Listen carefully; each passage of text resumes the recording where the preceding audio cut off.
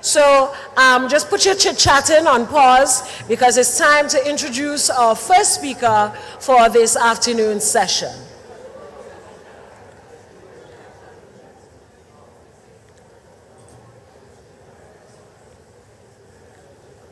So I'm excited to announce our first speaker for this afternoon, Grenadian artist and creative director George Mccalman, based in San Francisco and in Grenada. George, like you have some fans, boy. Yeah, now hollering. Hello, just a reminder, this is not Soca Monarch. His first book illustrated Black history honoring iconic and unseen was published in September 2022 to accolades by the New Yorker, Hilton, and NPR, the New York Times, and the San Francisco Chronicle, and won an NAAC Primage Award for outstanding literary work by a debut author in February 2023. That deserves a round of applause. His design studio collaborates with a wide range of cultural clients. His background in editorial world has been the foundation for his storytelling. Any storytellers in here? His decision to cultivate his fine art practice alongside brand work reframed his perspective and synchronized the importance of design. Ladies and gentlemen, our first speaker for this afternoon, Mr. George Mccalman.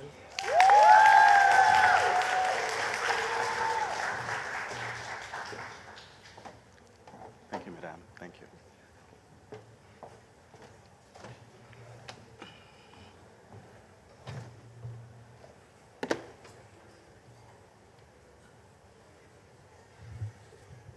Good afternoon, everyone. Good afternoon. So I'm going to break with format for a little bit.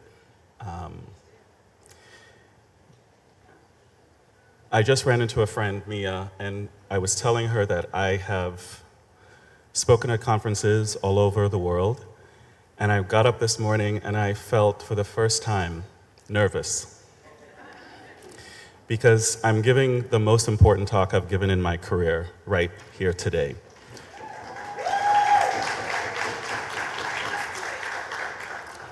Because this is in front of all of you, and this matters more to me than anything else. It's not awe, it's real. So every time I give a talk, I always thank the participants. There are a lot of other places you could have all been today, and that you all made the decision to be here. And so this is a really powerful collection of people from different walks of life, different places in the diaspora, and different parts of our country. And we are all here for the same singular reason. We are all honoring the potential of who we are, who we have been, and most importantly, where we are going. So thank you.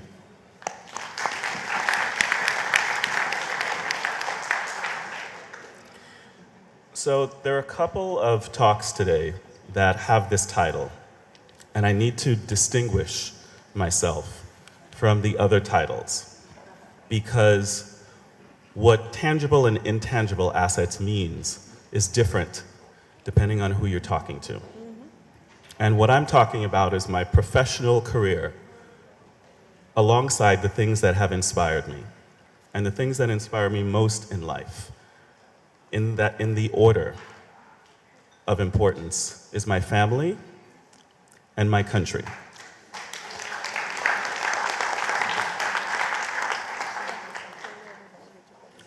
My name is George Mccalman.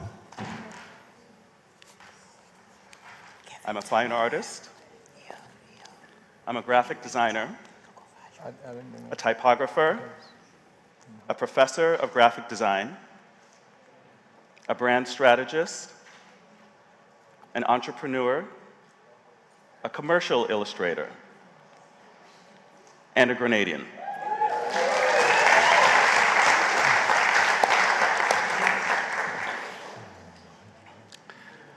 So I started out as a graphic designer. If anyone asks me what I am first, I tell them. And most people don't know what that means.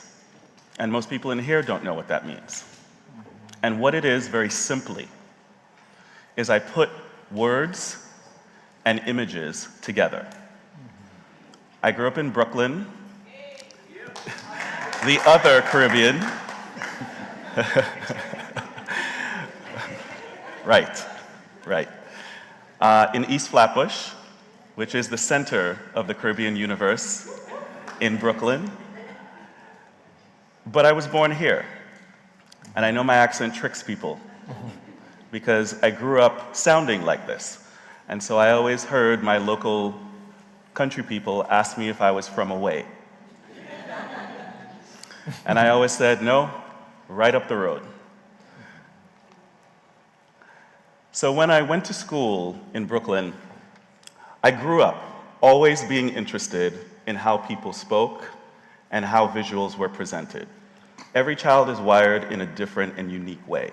And for me, I always was putting stories together in my brain. I was a little kid who drew a lot obsessively.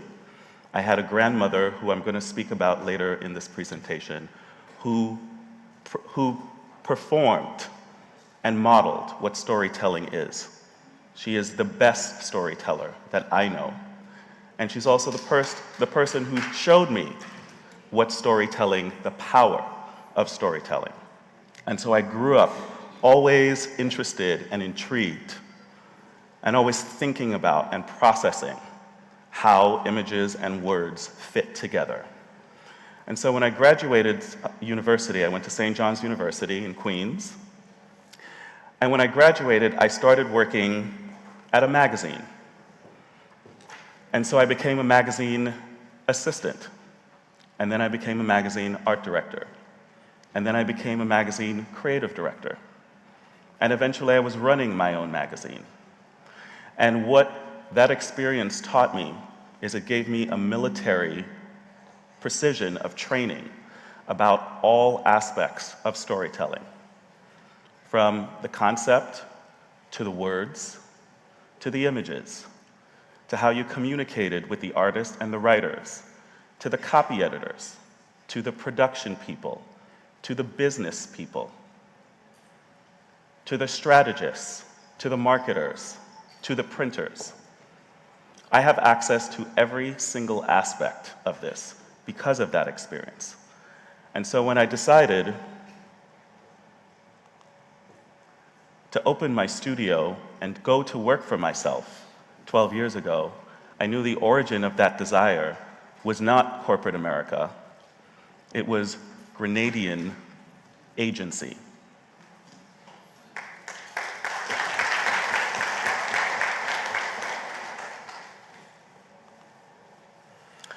So the reason that my studio is called Mccalman Co.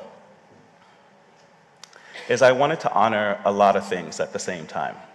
Language is really important, and the people who I interact with hear my rants all the time about how lazily people can use language sometimes. And when I was originally thinking of my studio, I wanted it to embody the fact that I was not behind my work, I was in front of my work. I have always been the person in any room I have been in who has had my perspective. What that means is I have always brought a Black perspective to everything I have done. And when I tell you I have been, for the first 14, 15 years of my life, the only Black person in a room, it became repetitive, and some people find that amazing. I found that tedious. I never liked it.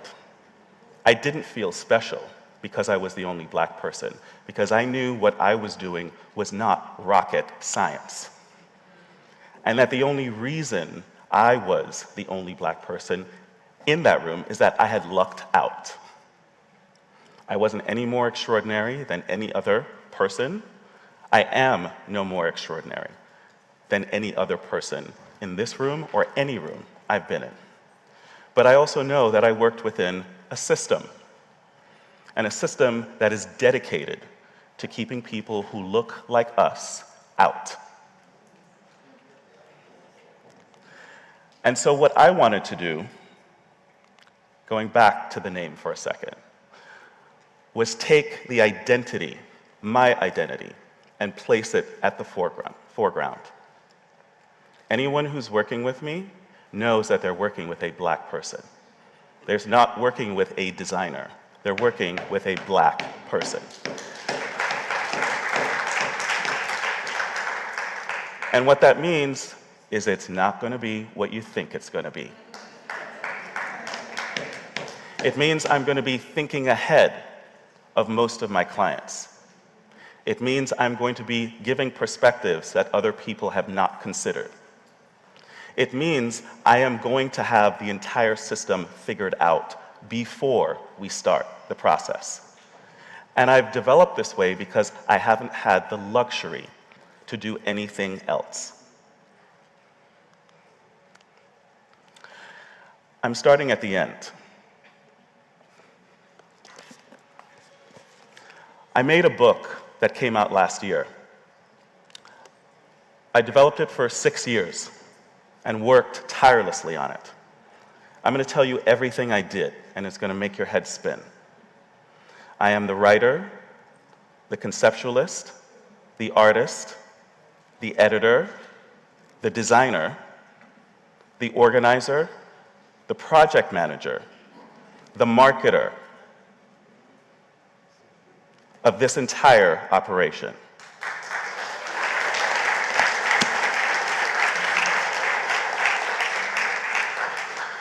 But I didn't do it alone. There were a lot of other people involved. And I'm not telling you all of this because I need the ego boost. I'm very good at knowing my value.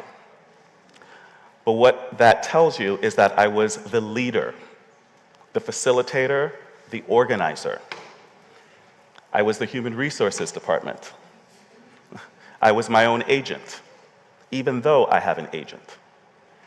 And I'm going to tell you numbers, because that's not often discussed in these kinds of gatherings.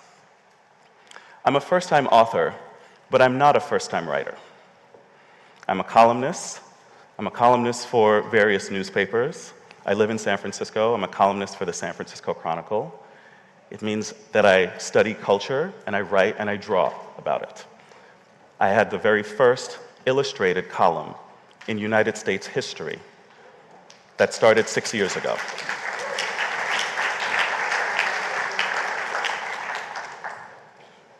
When I came up with the idea 7, 8 years ago, I decided that I was going to be the center of gravity in the whole thing.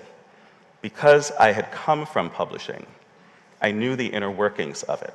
So I knew how to position myself in a way that would allow the gatekeepers to know that I knew what they knew. And it reoriented the entire conversation, because no one could pull a fast one on me. And so the advance I got for this book as a first-time author was $200,000 US. And I'm telling you this to illustrate what I did with the money. Most of it I don't have. Most of it went right back out again, because I had to organize, I had to hire fact checkers. This book is ambitious. It takes on 400 years of history through the eyes of 145 black pioneers, including several who are from the Caribbean and specifically Grenada. But what I needed to do was let my publisher know that I was not going to leave anything to them, that I was going to be on top of them, and that I wasn't going to believe anything they were telling me. And so that meant that I had to organize my entire satellite team separate from the internal workings. If you know the system, then you know how to operate in it. If you don't know the system, then you're lost. And so in my case, I decided that all of that money was going to be reinvested. And the only money I kept was in my role, official role, as the designer of the book, and that was $15,000. That is what I kept, because that's what I deserved. Everything else went out into operations, as it should, and that's what allowed me to finish the book on a high note and have the exact book that I conceptualized.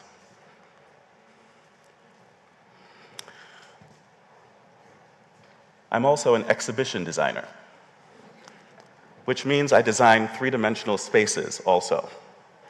It's adjacent to being an architect. It's adjacent to being an interior designer. It means you are thinking about the considerations of everything that everyone else is going to be staring at. That my role is to inhabit your role as an audience. What kind of visual experience do you want to have, do you need to have, to allow people who are coming into a space to maximize the foundation of the knowledge that they're getting? This was an exhibition design that I completed while I was here in Grenada the last time. I work remotely. I can work anywhere in the world. And because I work for myself, I can do what I want. And I've decided that I don't want to work in an office. And so the people I work with live and work all over the world. So this exhibition, the artist, his name is Mike Henderson. He's a black artist who is having one of his first museum shows in California, Northern California, where I live. One of the things that everyone here should know is that as black people, we are often kept out of specific pieces of a process. And while you think that lots of artists who have exhibitions, artists whose work shows up in gallery and museums, I am one of the only black exhibition designers in the United States. And it's not a big thing, but it's also the biggest thing. Because I'm here representing the perspective of another black artist. I'm thinking about his work from the inside. There's no one white who will be able to do that.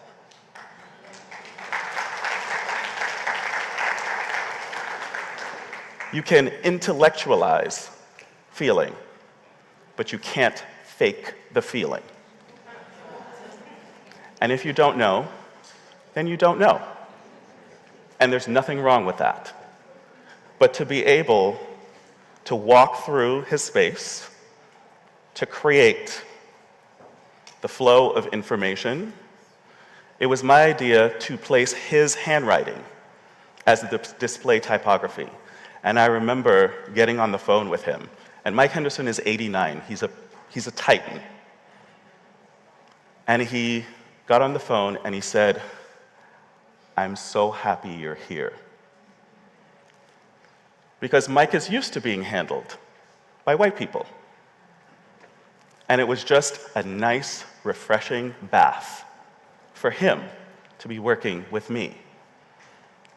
And it was a refreshing bath for me to be working with him.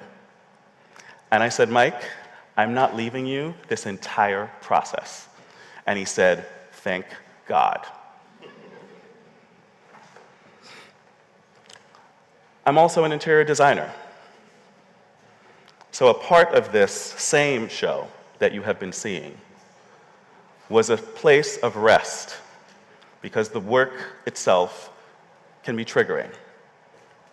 It's about social injustice. It's about how black people have been treated by the police in America. It's a very searing, it's a very intense show. And so we knew that we needed to have a place of rest. And so my team and I were tasked with designing what that room was. And they thought we were just going to place some orders at IKEA and have furniture show up. Instead, we designed every piece of furniture from scratch.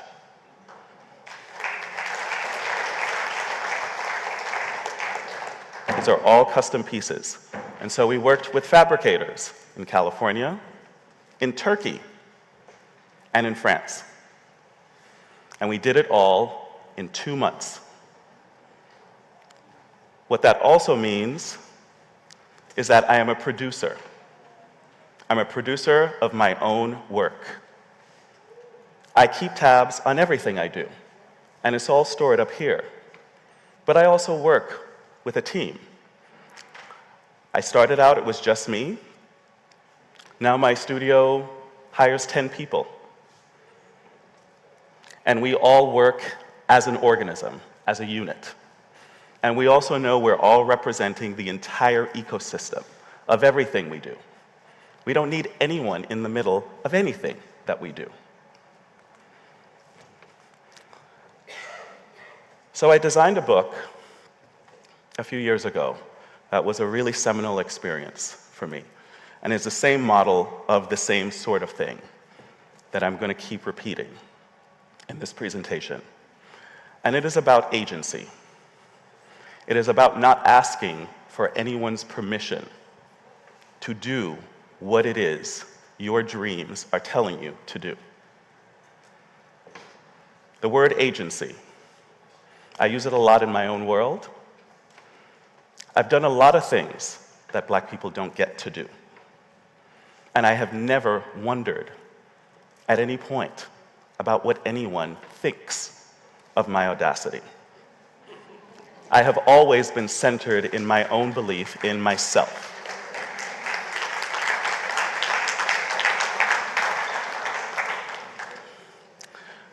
So, in July of 2020, Bryant Terry, who is a culinary figure based in Oakland, contacted me and said, "I've been wanting to work with you for a lot of years." This was all in the middle of lockdown, George Floyd, the entire world is roiling.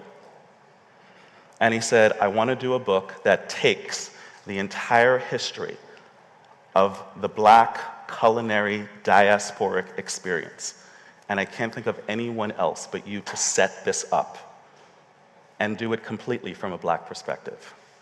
And I said, "Great, let's get to work." We are creating an entirely Black team that is going to work completely outside of the publishing structure. He laughed. He said, "They're not going to go for that." I said, "They don't have a choice. They need us. We don't need them." And so that's what we did.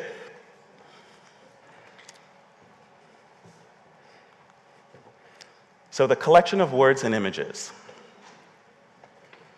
it is allowing for the economy and personality of typography. Type is not just type. Type is our visual language of the world. I teach graphic design, and I tell all of my students that they have an incredible responsibility. When you are the shepherding of information, that's a pretty powerful thing to take seriously and to represent. And so when you're thinking about it from that perspective, it's different.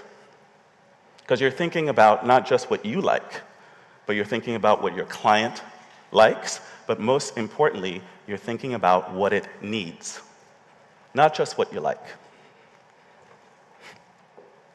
So I'm often the artist of the work that I'm designing.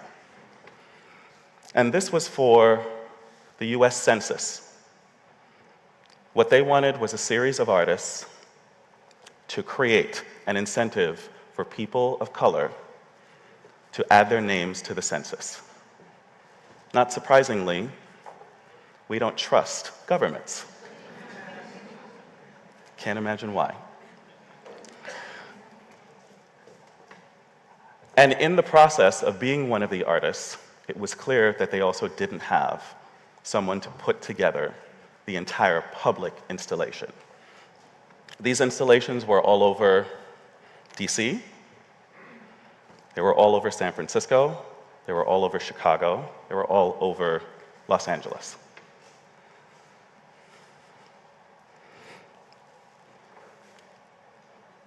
That's my art there. And I was one of 10 artists, and as I was working on it, I thought a lot about the economy of all of the things that are being discussed. Copyright. Not just who does the work, but who owns the work. That basically is what we're talking about. And if you don't own your work, it's pointless. One of the things that language has provided is evolution. A word that is used commonly that I personally dislike is creative. But I see the power of why it has evolved. I don't describe myself as a creative because I'm not really a fan of verbs being translated to nouns. But that's just me. That's my mother in me. But what the word artist being transcribed into a creative does is it economizes the word. It allows us to talk about art as a business, and that is more important than whether you like the word or not. I was here yesterday as Prime Minister Mitchell was speaking about the contract, and he didn't use this word, but I'm paraphrasing, the contract between all of you and Grenada. We're all recovering from a lot of years of the populace being made to feel like they have no agency. We're all recovering, and we are reversing that trend right now. As Caribbean people, we have to work together. We don't have a choice, because otherwise the choice is made for us, and we all know what that is: colonialism. There are always white people looking to own your work. And I'm not saying this to fearmonger, I'm saying it because it's the truth.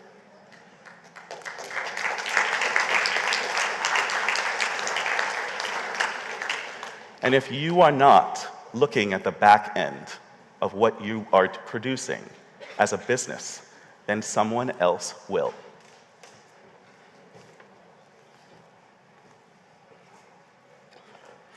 This is one of the books that I worked on that is coming out later this year. I do a lot of book design, but for a very specific reason. There is a rise in publishing since 2020 about the Black perspective. Museums are suddenly wild to show Black art. Publishers are suddenly writing stories about Black creatives. That's the last time I'm ever going to use that word that way.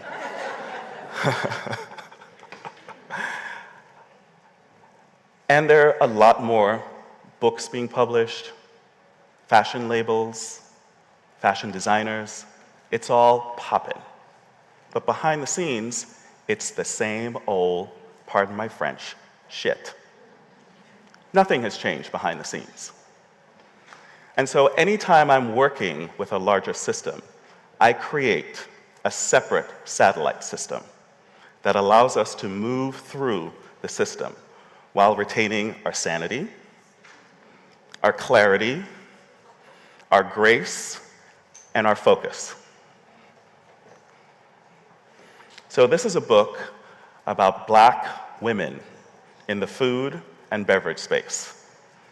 We're pretty casual about books like this, but a book like this didn't exist before Clancy made it. And so I have become the steward of a lot of other people's visions, helping them to cross the finish line with their enthusiasm intact. So I am the designer, the art director, often the project manager, and the person in meetings who's willing to say the uncomfortable thing to let the folks on the inside know I'm not playing around.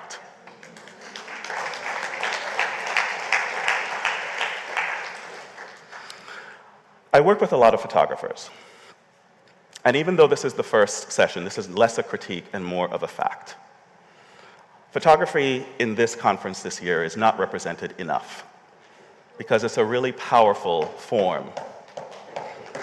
It's a really powerful form of our language. And one of the themes that keeps coming up in a few of the talks I've seen today is that if we don't grab the reins of our own stories, then someone else will. Or worse, no one will. And then it just disappears. And so we are in a country that is rich, whether you think about it, know it, or not. We are rich in resources, tangible and intangible. We are an agricultural country that has forgotten that it's an agricultural country. We are a creative country that takes it for granted that we are the most expressive people and the most creative people on the planet. Yes, I'm talking about black people. So I spend a lot of time putting together words and images. I've designed every single thing you have seen in this presentation.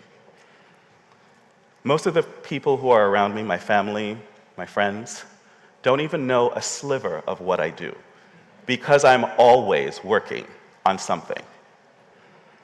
And even though, whether I'm showing it or not, there are 17 things behind the scenes that I'm working to bring to life. So this is a book, the cover of which was just released today. That's why I'm including this. This is a book. I've designed a lot of things. I've designed a lot of cookbooks. I've designed a lot of books, period. And this is one of the best things I've ever designed. It is a woman by the name of Yewande Komolafe. She is Nigerian. She's a columnist for the New York Times. And she also believes in the power of ecology and economy. She works on food from the rooter to the tutor. And what that means is that nobody else is claiming her stories, her recipes, her perspective. And so we got along like fish in water.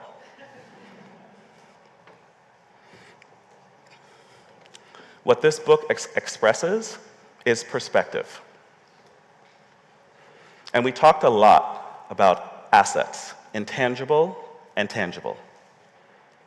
The things that you can see and grab onto as a resource, and the things that you can't see that are more important. I'm not a wealthy person, but a lot of money moves through my studio. And I know what's mine, and I know what is operational, and I don't mix the two. And that hard line keeps the economy rolling, because it's not a short-term plan, it's a long-term one. So last year, after working on my own in terms of being the boss, I brought on a business partner. And so Mccalman Co. is now owned by 2 black people. And when people see the both of us walking in, they get scared. And I love it. Not because it's intimidating or because it needs to cause any consternation, but because they're not used to it. Miriam and I put together, we form 50 years of experience. And so no one can tell us any aspect of the front or back end of anything that we do. Within our salon, our studio, we have everything from the front end, marketing, comms, production, video, photography, supply chain, all the way to the end.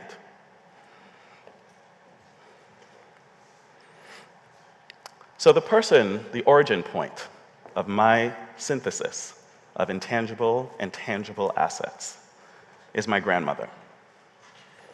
My grandmother is the reason that I am the storyteller that I am today.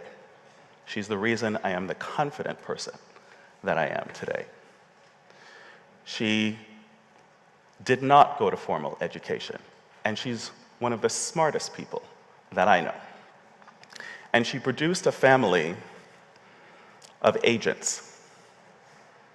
people who want to do for themselves, people who don't talk about what we're doing because we're just out doing it. I don't like to talk about what I'm doing because I find it boring. Not because it's boring to me, but because it would take a long time to tell you all the things I'm working on. And what I learned from my grandmother is that you have to have your center of gravity in yourself if you are going to do anything. This is a story that the New York Times published last fall. It is a story about my grandmother's love of reading. I am a voracious reader because of my grandmother. My family is a family of readers. What I learned from my family is that you have to know what makes you happy. You cannot look for that from outside sources. You cannot find that through outside validation. I spend a lot of time telling people, when someone asks me something that I don't know, my first response is, I don't know. I don't pretend to know things that I don't. I will stop a meeting and say, I don't understand what this part of the conversation is. I make myself professionally vulnerable every single day. And it keeps me flowing, it keeps it loose, it allows me to honor my limitations as a human being, as a part of the conversation of commerce.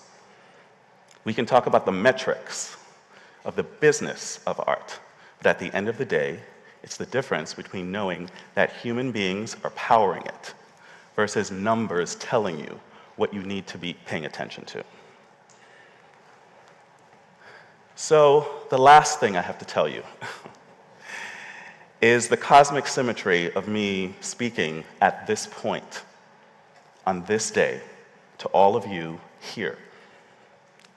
My mother passed away 2 years ago today, at this time. And I woke up this morning feeling more alive, more grateful, more honored to be here with you than I could have possibly imagined.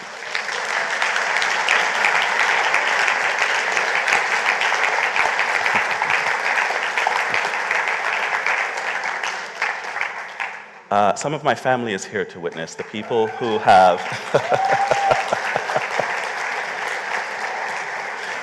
my amazing, amazing, amazing family. One of the things I learned from my mother was organization. My mother was a precise person. She kept everything in order, often for the family. She was a thinker and a doer. And one of the lessons and the legacy of my mother, she passed away of an excruciating disease, pancreatic terminal cancer. And I watched her die in front of me. And I held her as she died. And that was a profound experience that I will spend the rest of my life honoring and understanding. And one of the things I'm the most grateful for is that one of the last things my mother said to me before she died is that she wanted me to live. And so it is the thing that she is speaking to me and that I am saying to you. Grenada needs to live.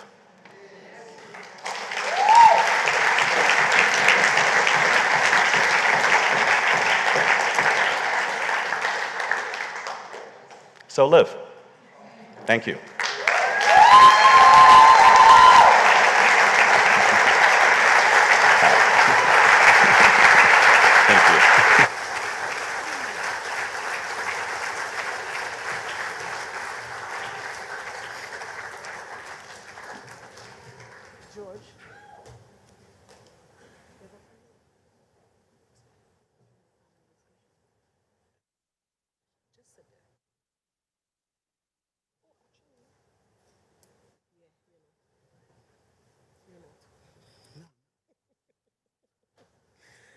George was so good, I wanted to invite him on a panel discussion.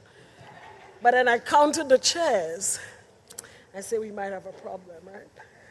Thank you, George. Oh, somebody cried. Grenada is from. So, Somebody cried, right? Grenada needs to live. What a wonderful way to end your presentation. Thank you so much, sir. At this time, I want to invite my colleague, theater practitioner, Abina Vincent. She is a teacher at the St. Joseph's Convent, Grenville. She will lead this panel discussion coming right up, and she will introduce our panelists for this session. Abina, there she is. The panel discussion is entitled Enhancing and Packaging Our Tangible and Intangible Cultural Assets.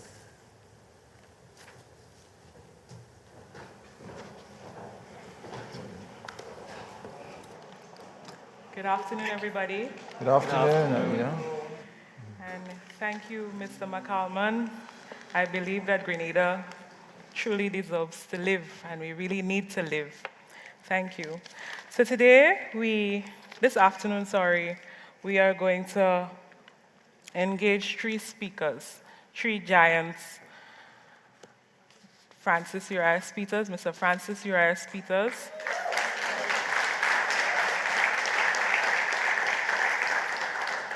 Also known as Uncle Yuyu.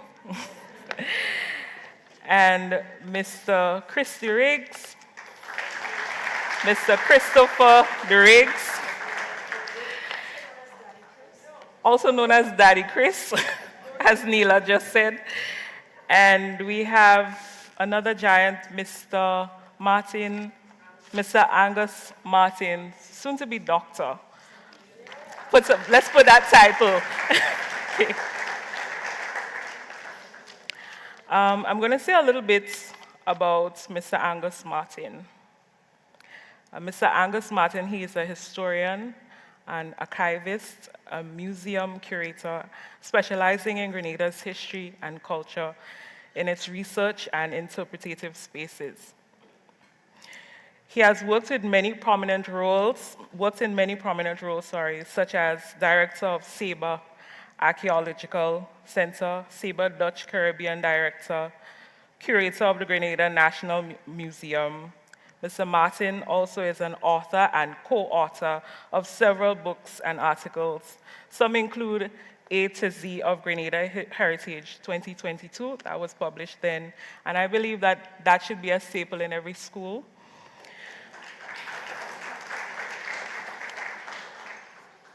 Island Caribs and French settlers in Grenada.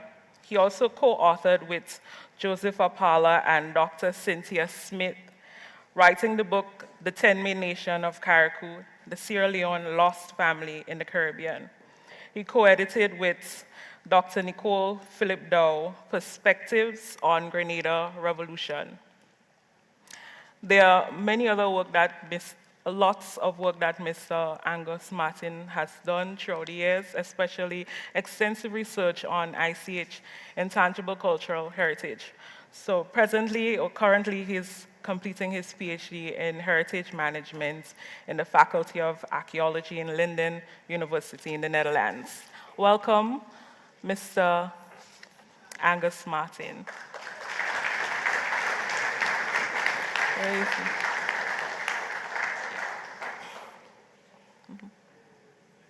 Yeah.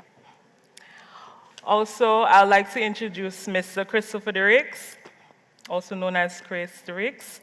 He is the artistic director of Heritage Theatre Company. He has written in excess of 25 plays. I think he's being modest. There's a whole lot of plays he wrote, and one of them is Pan in My Blood. He also did a political comedy drama, The Candidates. He did a few HIV and AIDS edu dramas, such as When Lightning Strikes, Choices. He did environmental plays, such as Bayside Story, and many other. There's another play that's soon to be staged, that is Fire to Dance. We look forward to dancing in that fire, or having that fire to dance. I don't know the interpretation behind it. Today he has two hats. He sits with two hats. He is an economist by profession, and he's also a theater artist. He has been on many boards, and today he's currently the chairman of the board of Grenada Cultural Foundation. Welcome, Mr. Christopher Derricks.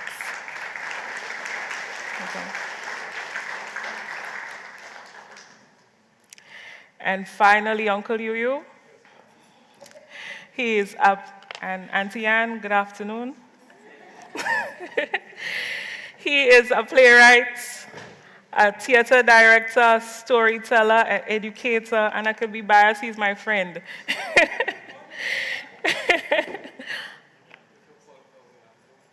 Sorry? Orlando? There's a call for Orlando.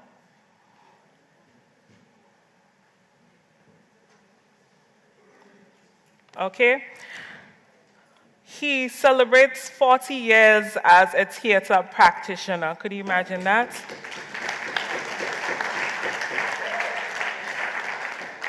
He directed and produced more than 13 major plays, and which include Redemption Time, The Junction Box, What's Your Verdict?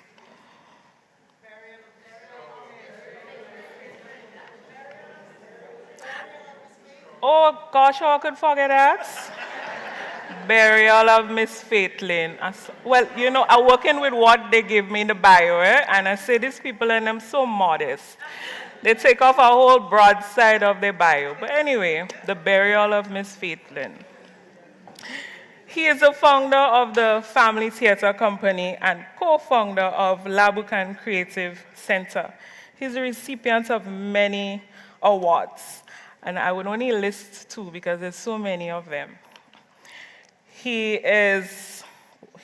was awarded Grenada's Culture Ambassador in 2012, and he was winner of the Pan American Health Organization Media Awards in several categories, 1999, 2000, 2007. Welcome, Mr. Francis Uriah.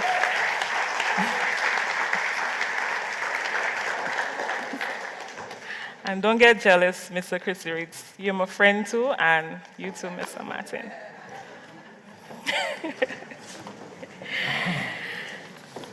So this afternoon, our topic is enhancing and packaging our tangible and intangible cultural assets.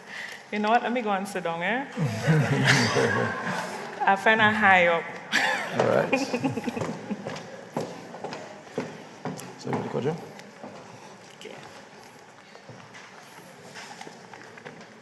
Permission to refer to my notes.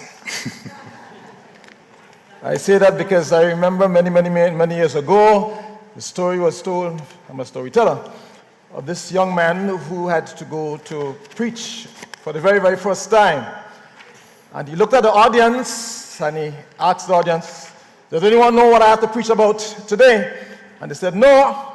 And he said, well, if you all don't know, then it does not make sense telling you all. He went home. Second Sunday, he came back and asked the same question. Does anybody know what I have to preach about today? He says, yes. He said, well, if you know, then it doesn't make sense preaching because you know already. The third Sunday, he came back and the audience decided this time he would not catch us. We are going to do for him, local Grenadian parlance. And he asked again, does anybody know what I have to preach about today? One side said yes, the other side said no. He said, okay, well, the side that knows, you tell the side that don't know. The thing is, he was not properly prepared. I was a little bit nervous, maybe as myself here right now. So I'm asked to speak about the intangible cultural assets and the measures that are required to educate Grenadians about their value. I'm not sure if I'm going to stick directly 100% to the topic. But when we speak about the intangible cultural assets, I think of the oral traditions like storytelling, the myths of folklore, or some people call it folk life, the performing arts in whatever form, whether it's music, dance, drama, local knowledge, we talk about traditional skills, rituals, social practices, traditional craftsmanship. And what I find here is that intangible cultural asset, it gives us an identity and connects us to the past, to the present, and it goes into the future.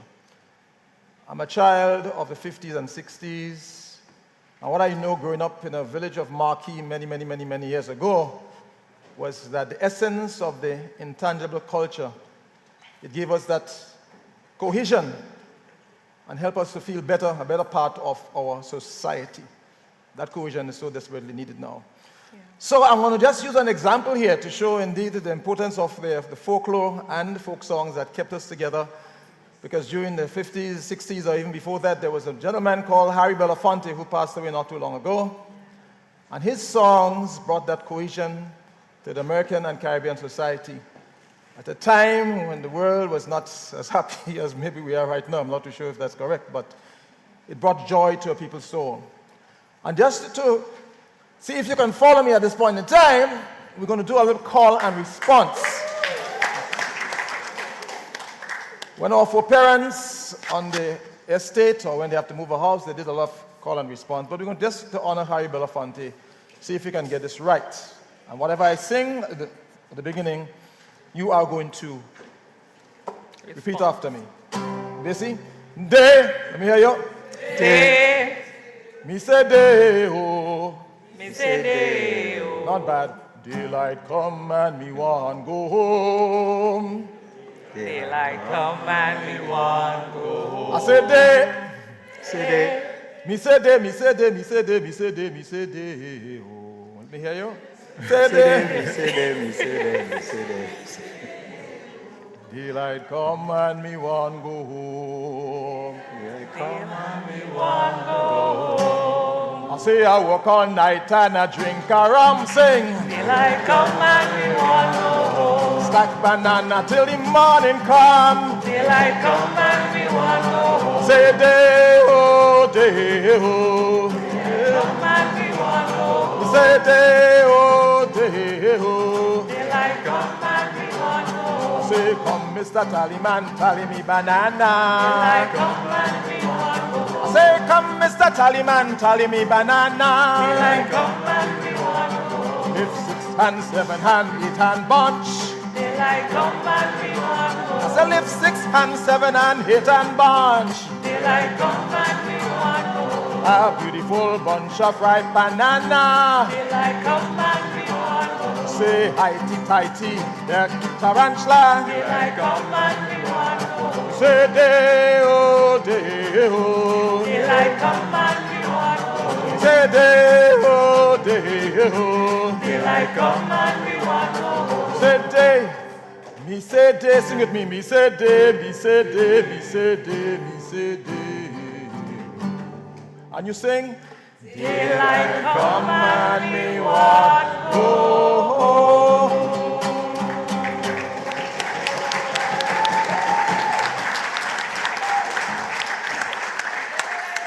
So it's a perfect example of how the intangible assets work, bringing the people together, singing in one voice. As I say, our foreparents, as Caribbean people, two things that the master could not have stopped was us singing and us dancing. And that is why song and dance is still one of the most powerful expressions of our Caribbean people. Again, coming back to the folk music, one song as Island in the Sun that was sung by Harry Belafonte. Long before many of the Caribbean territories received their political independence from Great Britain, this song, Island in the Sun, was heralded as the informal anthem of the Caribbean. Because everybody sang the song. We all as Caribbean islands, we had beautiful spots.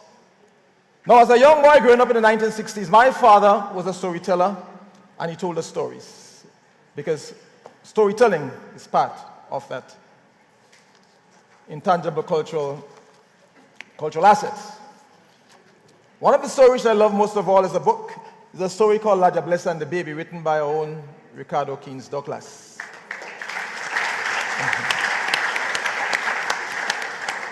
And we ask about how do we present a perfect example of a presentation. Here, every person who have a child or grandchild should at least get one of these books. It tells the story of my favorite mythical character, the La Diablesse. I wouldn't go into it right now.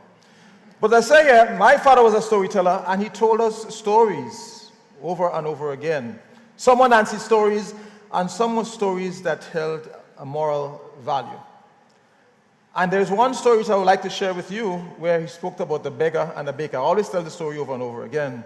And he said, once upon a time in the village there lived a beggar and a baker. And every afternoon the beggar will pass by the bakery and he will beg for bread. Upon receiving the bread, the beggar will say, thank you, Mr. Baker Man, but remember, if you do good for yourself, but if you do bad for yourself.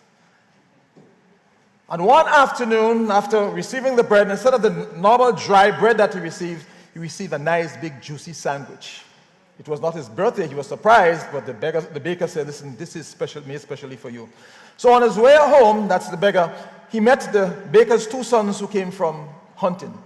And the young men were hungry unto death. And they saw the beggar and they asked, did our father give you any bread today? And the beggar says, yes, quite naturally. And he said, can you give us the bread because we are hungry and you can come back later on and we'll give you 2 bread instead of 1. And quite naturally he gave them the sandwich and the boys devoured the bread, went home, and soon they started to feel an excruciating pain in their stomach.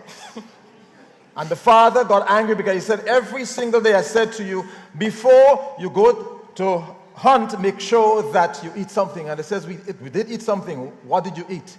We ate the sandwich that you gave to the beggar. And as the boy lay, froth emitting from their mouths, and they were screaming as a woman in travail about to give birth, and this there died right before his very eyes, because what he had done, in order to get rid of the beggar, he had poisoned the sandwich. And he remembered the words of the beggar. If you do good for yourself. And if you do bad for yourself. The intangible cultural assets, to me, as storytelling, needs to be introduced to the school at a very young age, just to teach values. It is so that important.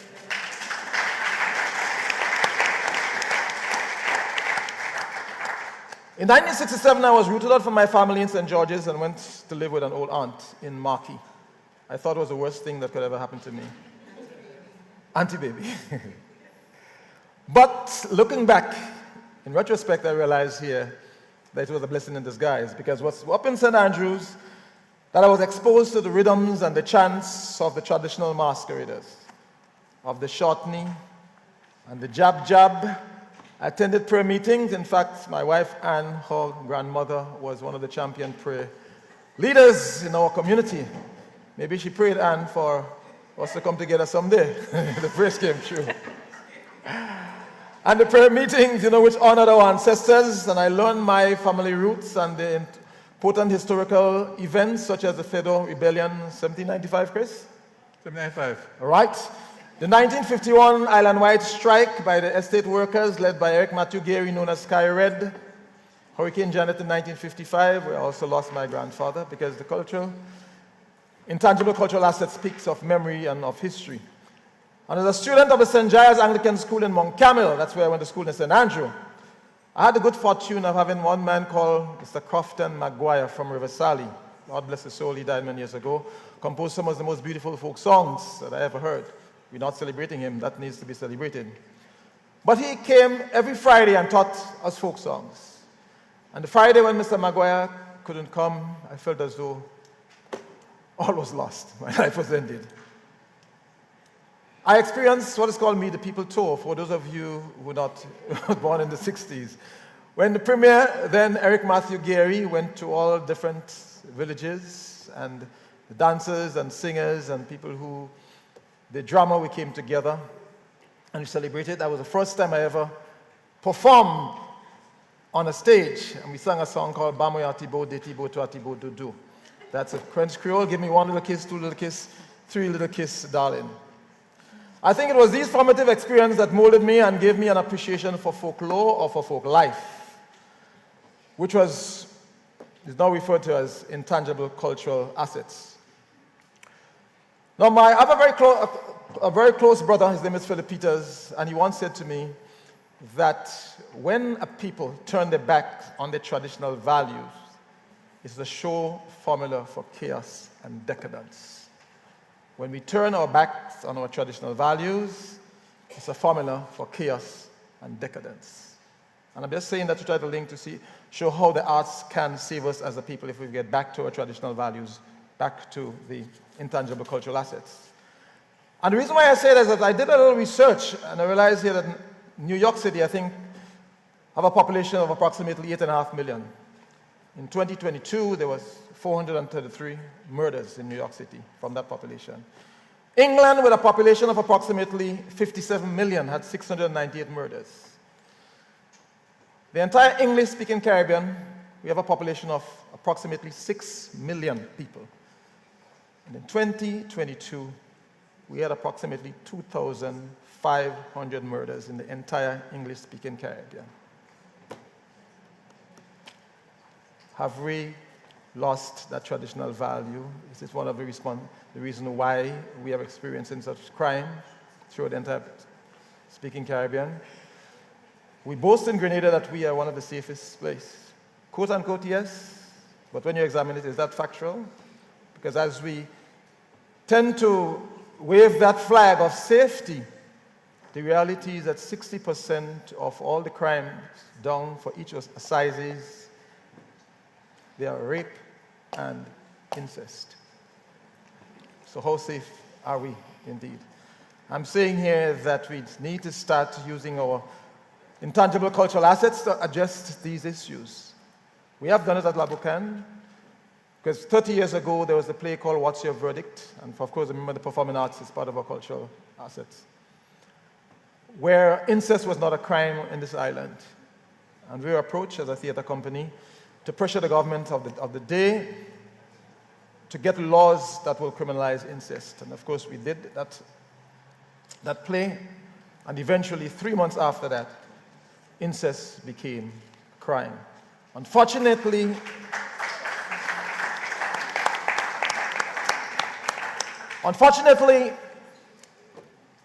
the problem persists.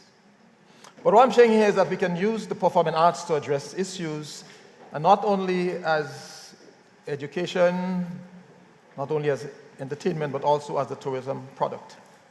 I know I only have 10 minutes, so I will not go much longer, but yes. I was just...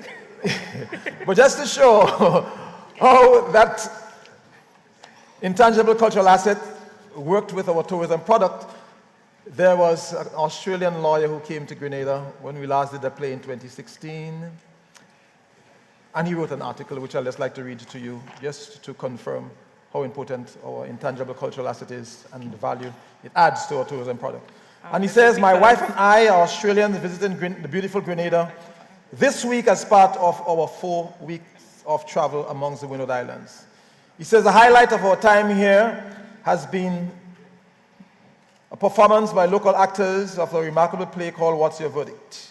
The play presents so convincing a story that I practically believed that the actors on stage, they were actual lawyers.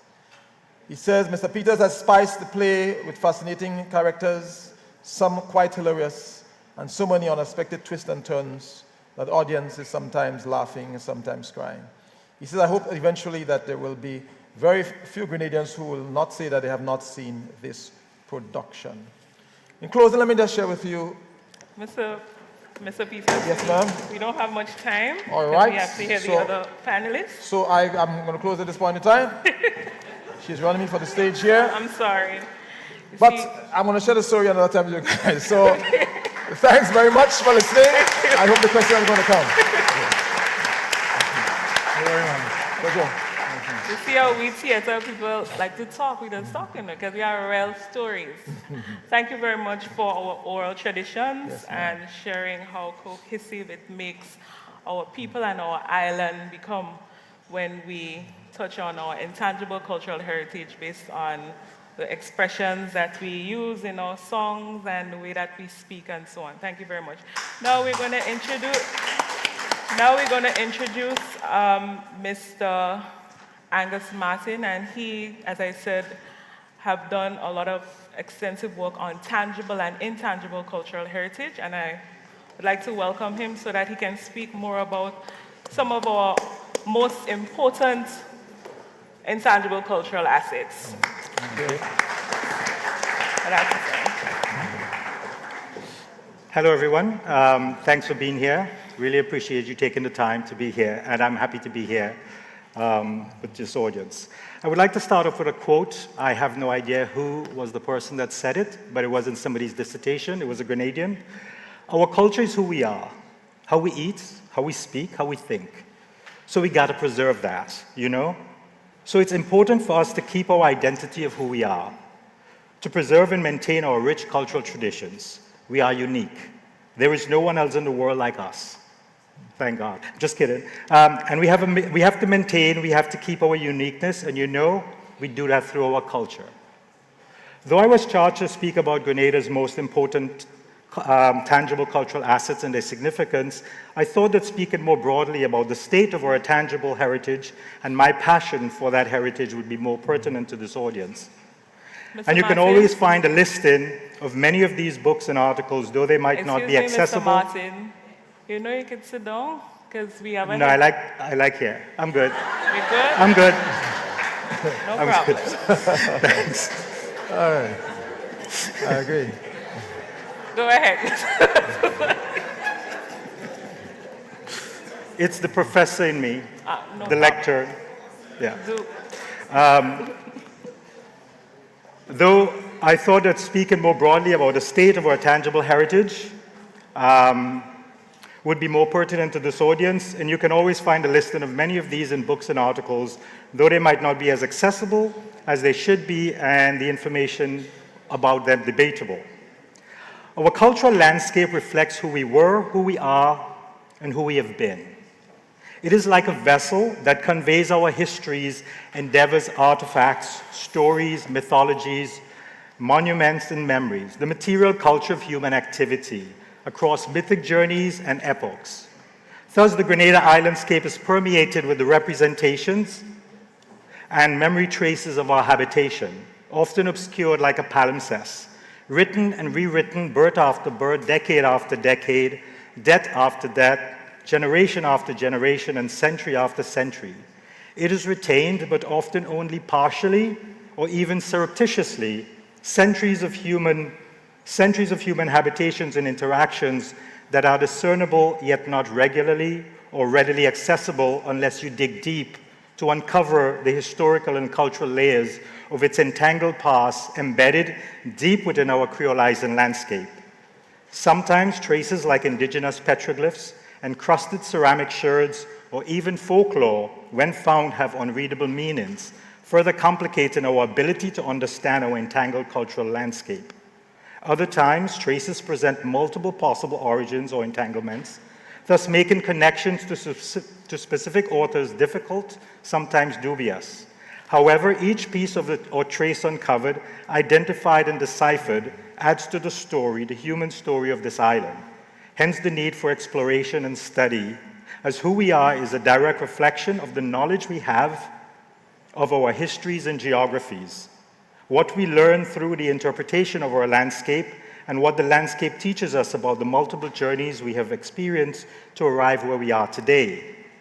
The Grenada cultural landscape is littered with the memories and traces of thousands of beings who have trodden across this small island, making them their home for generations, for lifetimes, for centuries. In their journeys, they have left tangible memories of artifacts, monuments, buildings, plants, broken sherds, little pieces of themselves that today accent the cultural landscape, but also tell their stories, our stories.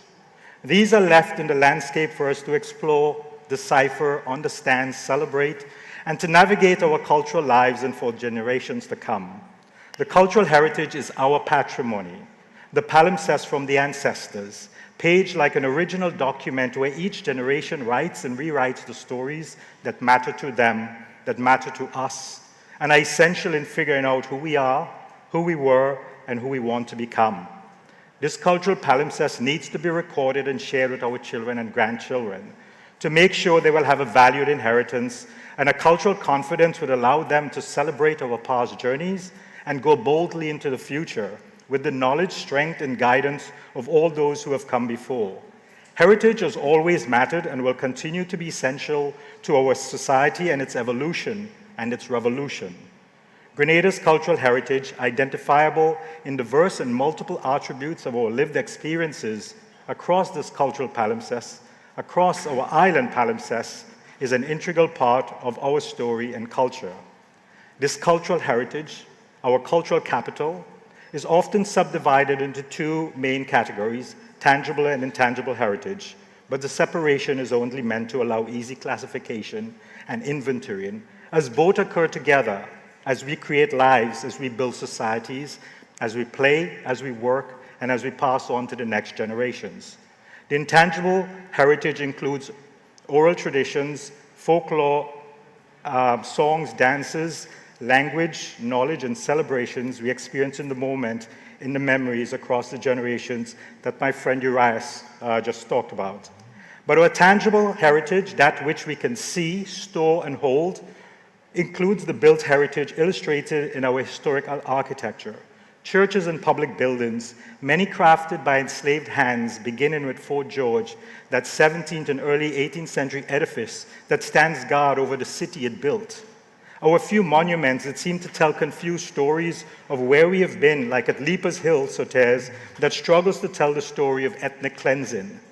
Landscapes that incorporate our cultural and natural spaces, that include Granitang Lake, Lake Entwine, Livera Pond, our spices, particularly nutmegs and cinnamon, rivers like Grand Bras and St. John's River, waterfalls like Marquis and Annandale, forests like the Granitang Forest Reserve, that have been altered all too quickly in our attempts to survive, and historical and archaeological sites that parade more as dump sites than interpretations of our journeys, as well as movable heritage such as works of art, books, and historical monuments. Our documentary history that begins with Amerindian petroglyphs at Duquesne, St. Mark, and Montreat, St. Patrick. Despite our small size, Grenada, with its 1,600 plus years of human occupation, of human creation, has an array of tangible heritage, many of which are essential in creating our sense of place, our sense of belonging, our islandness, and our Grenadianness. Unfortunately, we have not been judicious in safeguarding much of this tangible heritage, as it constantly changes and oftentimes disappears before our very eyes when we disown what we take for granted. This tangible heritage that accents our island spaces include our colonial buildings that have defined us, to us and the world, but remain controversial that we have allowed many to disappear, still trying to decide if they should matter to us. Our landscapes, both what we term natural and cultural, that are constantly changing as we fail to record these changes, yet we continue to define what we are left with as pristine and pure. Our artifacts that have been handed down for generations, yet show up for sale on eBay or stashed away in private collections, lost to Grenadians forever. Our archival materials that are housed in foreign museums and archives, not in Grenada, because we have chosen not to prioritize the safeguarding of our history and culture. And our works of art, those bold canvases that we see only fleetingly as they're sold into private collections because we don't have a national art gallery where Grenadians can go to appreciate the creations of their creatives, who are interpreting our changing landscape, our contested histories, and our constantly evolving culture. This conference and its discussions of our tangible heritage, of its significance, is timely, that we still have an opportunity to recognize their value to us and future generations. We are here to plot a new course of action that will determine our future, our legacy, the patrimony that we will pass on to our children, the tangible heritage that will define us less and less if we continue to disregard it. Let us not be remembered as Hurricane Ivan in its destruction, laying waste to almost 2 centuries of creative expression, but allow the works of painters like Canute Calise and John Benjamin that so beautifully captured our island's identities to be seen and to inspire a new generation of creatives. Safeguard the buildings of the past that might see the unknown hands of ancestors written upon bricks stacked with their pain, but built solidly as a letter from them to the future.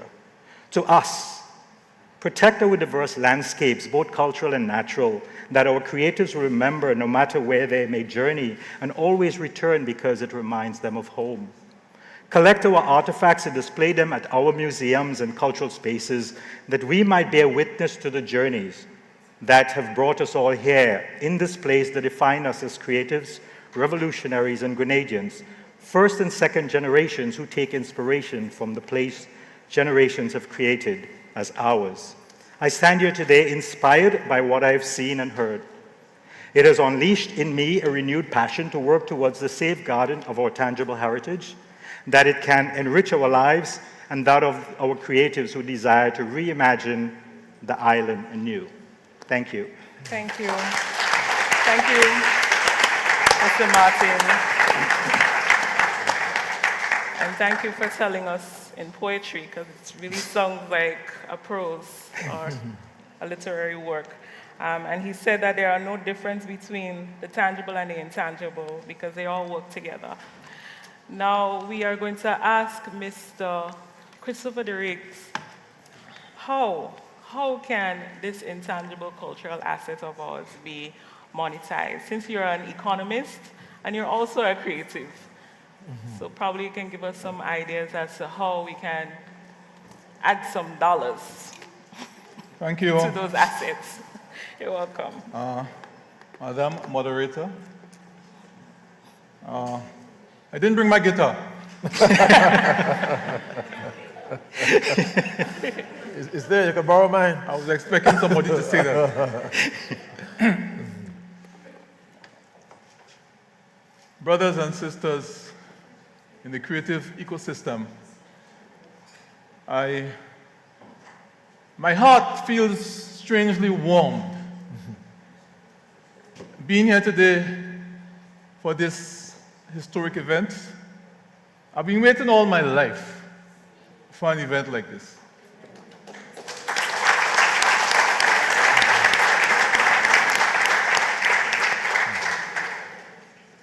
Those of us who have labored, as I tend to say, in the vineyard of the creative sector, in a situation where there was no clearly defined cultural policy, where creatives were regarded as weirdos, and our art was treated as an occasional pursuit. Today, we feel validated that a new time has come, a new season of recognition. We are speaking about enhancing our cultural assets, our creative assets. And we speak about the intangibles as expressed by my colleague, Iras. And the tangibles, as expressed by Angus. I want to hit this thing from a slightly different angle. There are giants in our community who have lived in different eras in Grenadian civilization, who have left traces. And these traces constitute a legacy, and they constitute heritage. The question is, what are we doing about that? How are we using their example, their efforts, their creativity to inspire us and to bring value to the current generation? In the year 1795, the 3rd of March to be exact, a man called Julien Fedon, a French mulatto planter,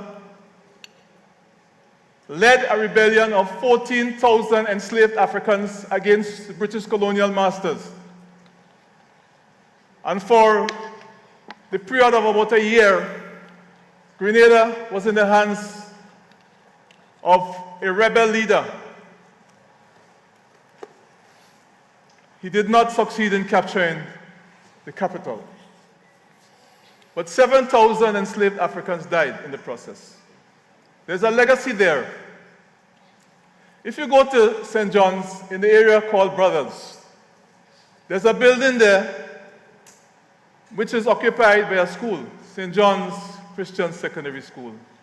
It used to be a Bukan, and that was transformed to become a school, a secondary school.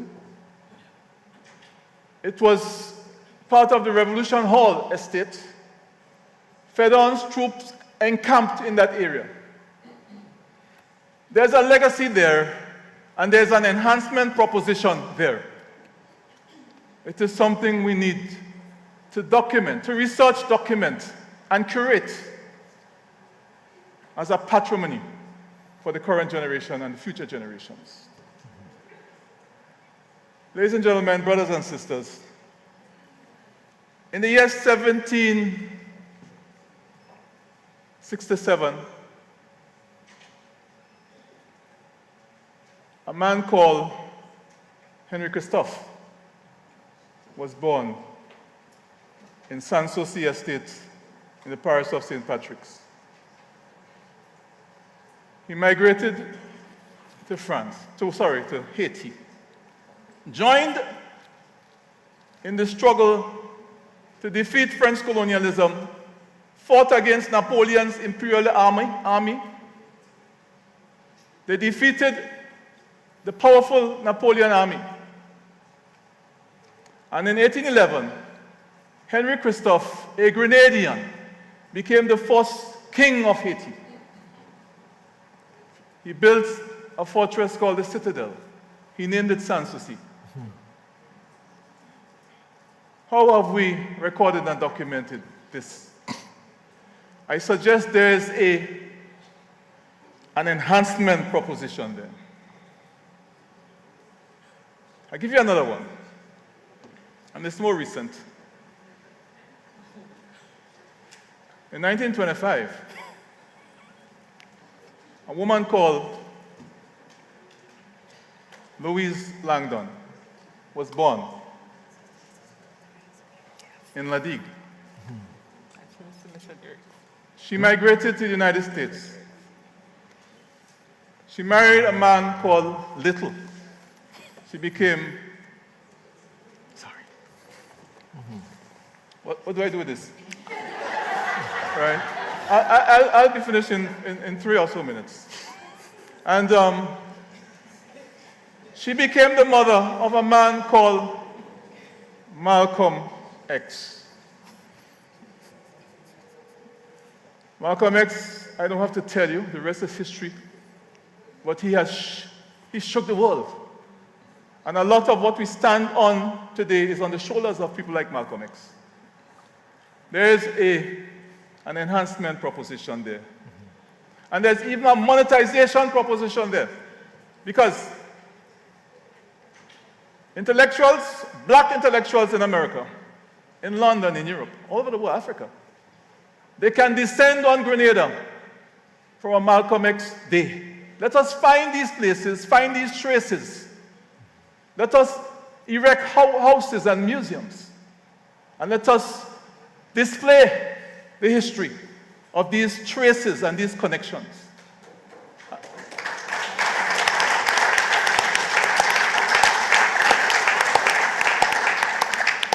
And so there's a lot more I would have wanted to say, but I think I may have made my point. We need to be creative and proactive in excavating and giving visibility to this aspect of our heritage, of our cultural assets. Thank you very much. Thank you. Thank you very much. So thank you very much to our panelists, Mr. Francis Urias Peters, Mr. Christopher DeRiggs, and Mr. Angus Martin. Thank you very much, audience. You have been a wonderful day. We're running out of time. I'm so sorry. We can't have much of a discussion. Thank you. Thank you so much to our theater practitioners and historians. Thank you so much. I've had the pleasure of working with all three gentlemen and learned a lot under their mentorship. Thank you so much for your contributions to culture in Grenada. Let's give them another round of applause. Yeah. I think they went beyond panelists. I think they went beyond panelism, for want of a better word. But we thank you so much for your presentation. That's copyright again, eh? All right, please stand, everyone. Just stand with me.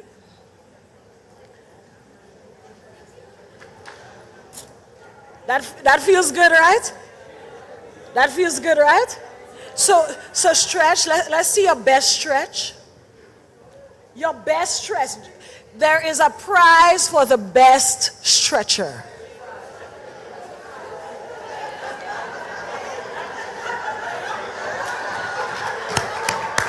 I think we have a winner.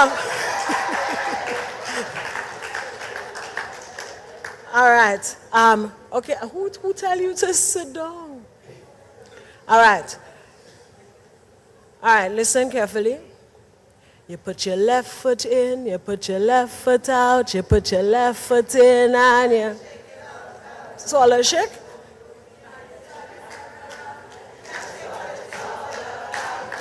You put your right hand in.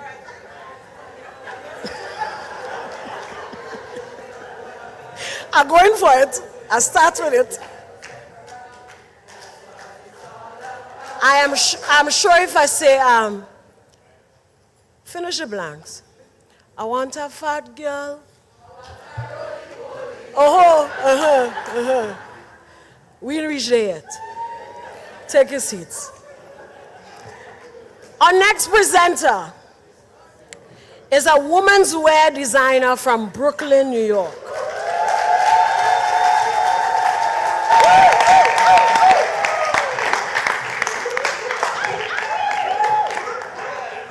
I like his spirit. Actually, you want me to finish and do it?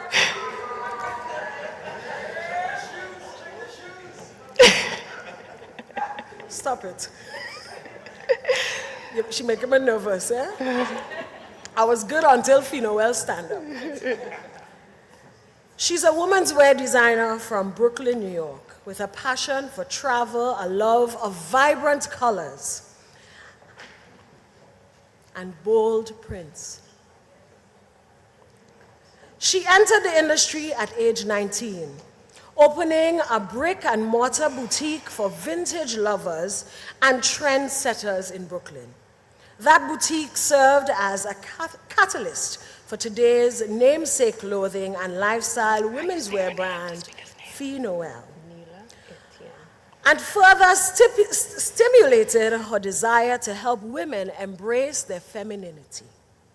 Fee is heavily influenced by her Caribbean heritage and large, close-knit family.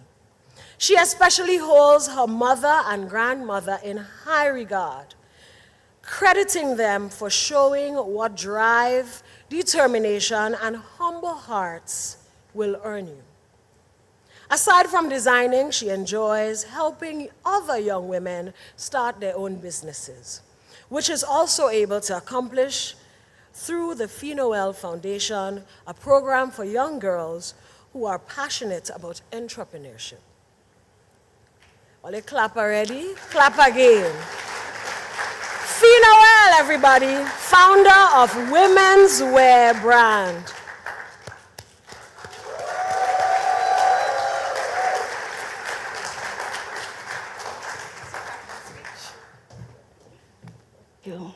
Thank you so much. Thank you. I got a hug from Fee Noel. Let me take this off. How do I work this?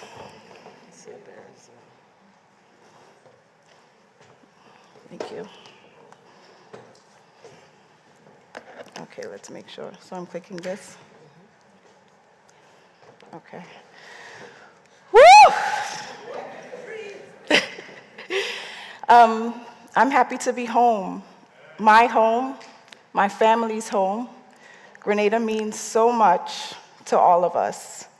And I know I walked a very important carpet at the Met Gala, but somehow being up here talking to Grenadians make me super nervous. But thank you for the love, the unconditional love that I feel once I come down the stairs. Before I was Fee Noel, when I was Fifi or Felicia, Grenada has a way of It's just a magical place. I always knew that. And I knew that because we didn't travel anywhere else in the world. If it was Easter, we're coming home. Christmas, we're coming home. Summer, we can't miss Carnival, we're coming home. So Grenada was always the destination for me. And I'm already going off script, but I also like to go with the feeling of what I'm feeling. And Mila said half of my speech. But let's start. You know, I want to tell you guys how I got here, this road, and my travels so far. So the road is less crowded when you follow your own path. And throughout this talk, I want you to think about what home means to you. The concept of home, where you feel most comfortable. Is it a physical place? Is it a mindset? Is it the people that you're around? And I ask this because I often felt myself lost amongst a sea of striving fashion entities. In the creative world, it's large. You want to stand out, you want to be heard, you want people to notice. But most importantly, you want to inspire, right? This is why I started fashion. This is why I started telling stories. I needed a strong voice and a point of view. It was at this juncture that I reached inward, infusing Grenadian identity in fashion. I didn't have to reach far because it's me at my purest form. Grenada is my home, and it's where I'm most comfortable. And I do want to add, it's where I feel the most beautiful. I am no different than you. We come from the same soil. So please allow me to play this video for you. The Matriarch.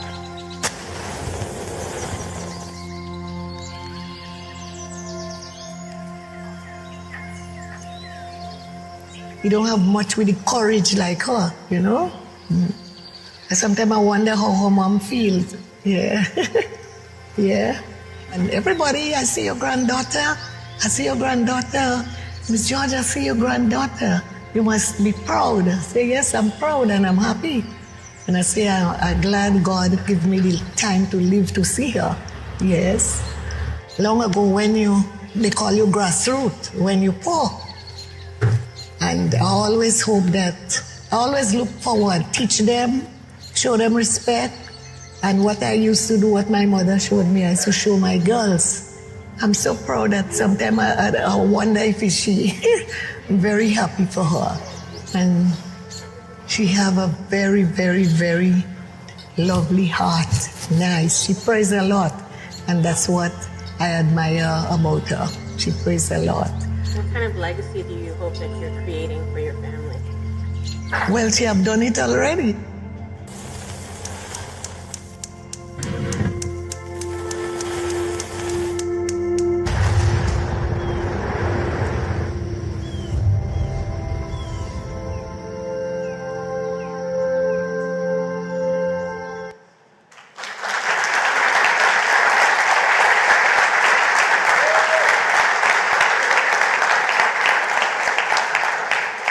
I came to Grenada to tell stories so long ago.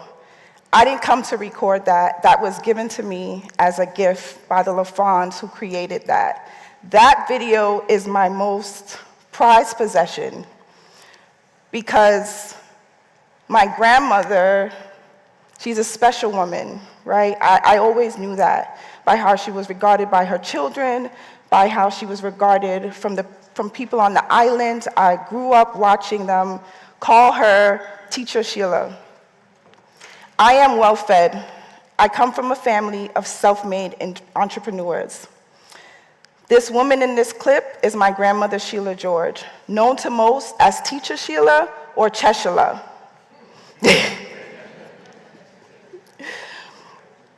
Well-fed is not only the name of her restaurant, but it's how she operates and teaches her children and her community.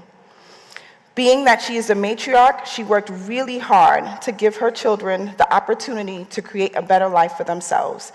She instilled principles, values, and morals that was then passed on to me. And she is an important part of my story. Hold on.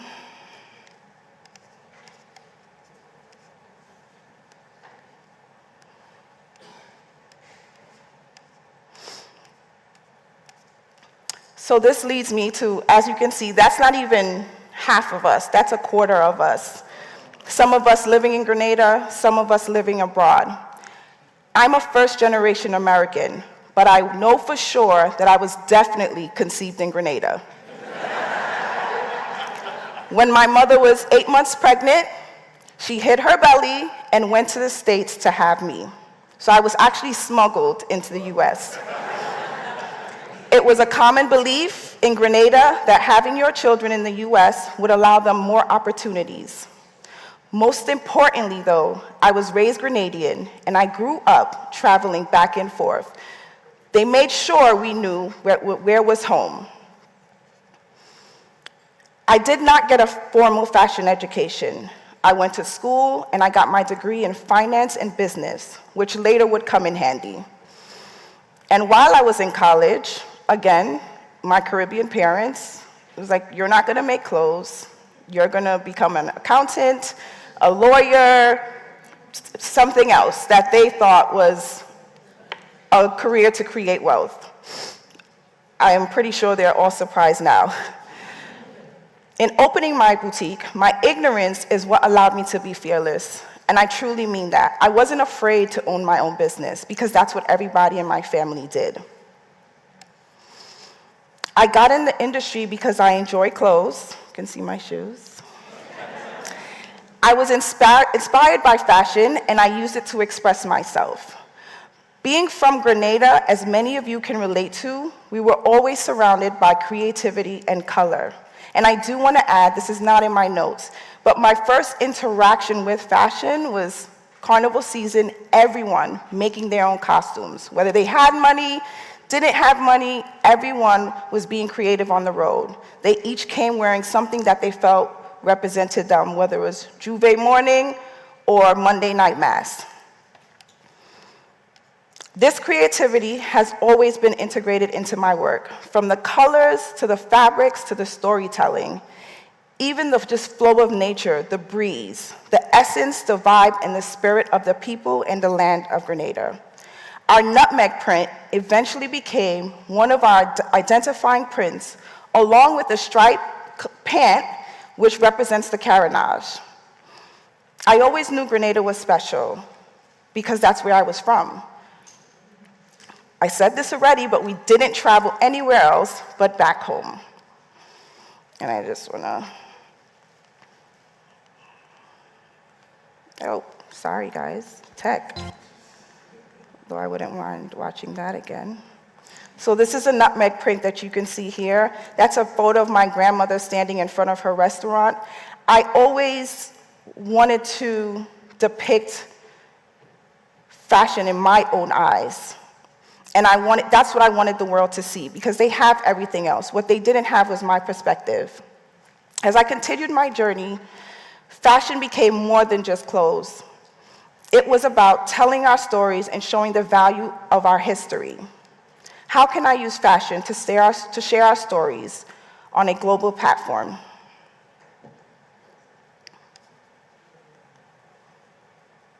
Gorgeous. I focused primarily on resort wear. Infusing Grenada was so natural because so many people consider Grenada as a destination, even though we call it home. I wanted to tell the beautiful stories and connect back to the small island that I knew was impactful.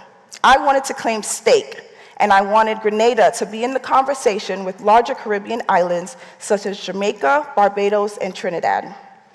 I asked myself again and again, what can I stand on? This is where I really started to cultivate culture, community, and commerce in an intentional way. The first major project that was physically connected to Grenada was the Daughter of the Soul campaign and lookbook. That's a skirt I'm wearing here today. We had the idea to shoot a lookbook in Grenada which was a Herculean task given the lack of resources, and it was something we had never done before in this way. We quickly wrote a proposal, we presented it to the GTA, and let me tell you, it took so much convincing, explaining why this would matter. We essentially ended up booking the shoot. On top of that, before we got the official approval, we signed on a major magazine, Essence Magazine, which was a US magazine. It was so important. It was so important. It was so important for me to create a pipeline between Grenada and the US in the creative world. I knew that we needed a really, really large stage to tell our stories. It made no sense for me to tell my stories to Grenadians, but to tell my stories to the world so they can have a look into Grenada. I was so proud of this work. We got to capture the beauty of Grenada and work with people and creatives from the island and other Caribbean islands as well. We scouted from the streets, we did formal model castings, we integrated talents. It was a proud moment and a major turning point of my career. And I want you to know that this video, that's Essence Magazine.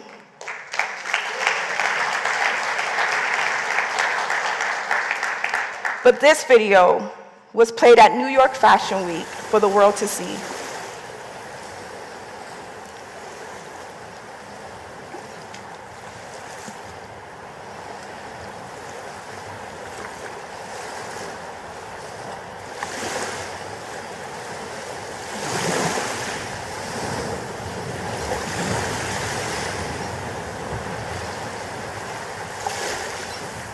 It's never too late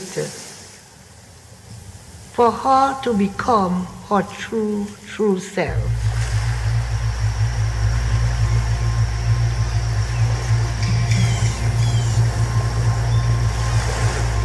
Out there, she will taste a life that would make her want to roam forever.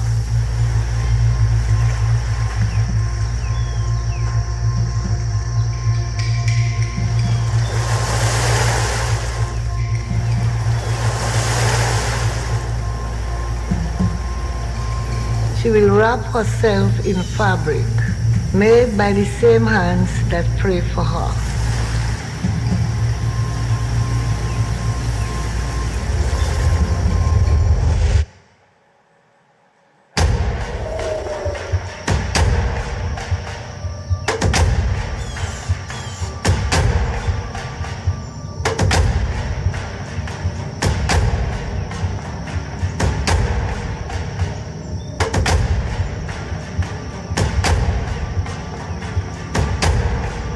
You know, sometimes that path she's walking wouldn't be so nice though. Those sharp rocks will cut up the bottoms of her feet.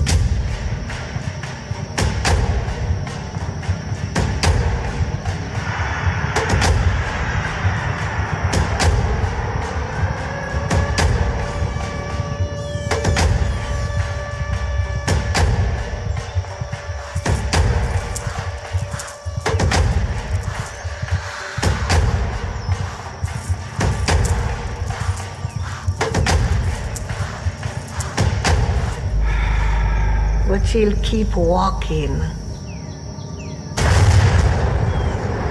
Like they say, no matter how fast the moon runs, daylight always catches up. And as sure as the sun rises every day, she will find her way home. I call her daughter of the soil.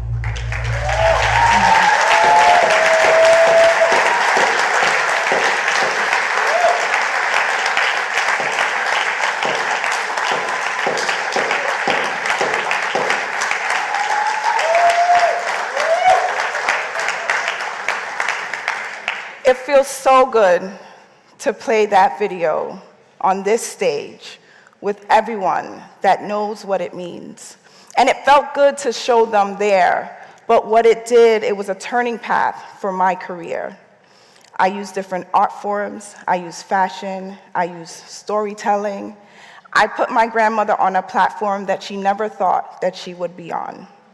And that video represents so much to me and my family and to our island, Grenada, because it took something that we just do and showcased it in this light to the world, where everybody wanted an explanation, like, what does this mean?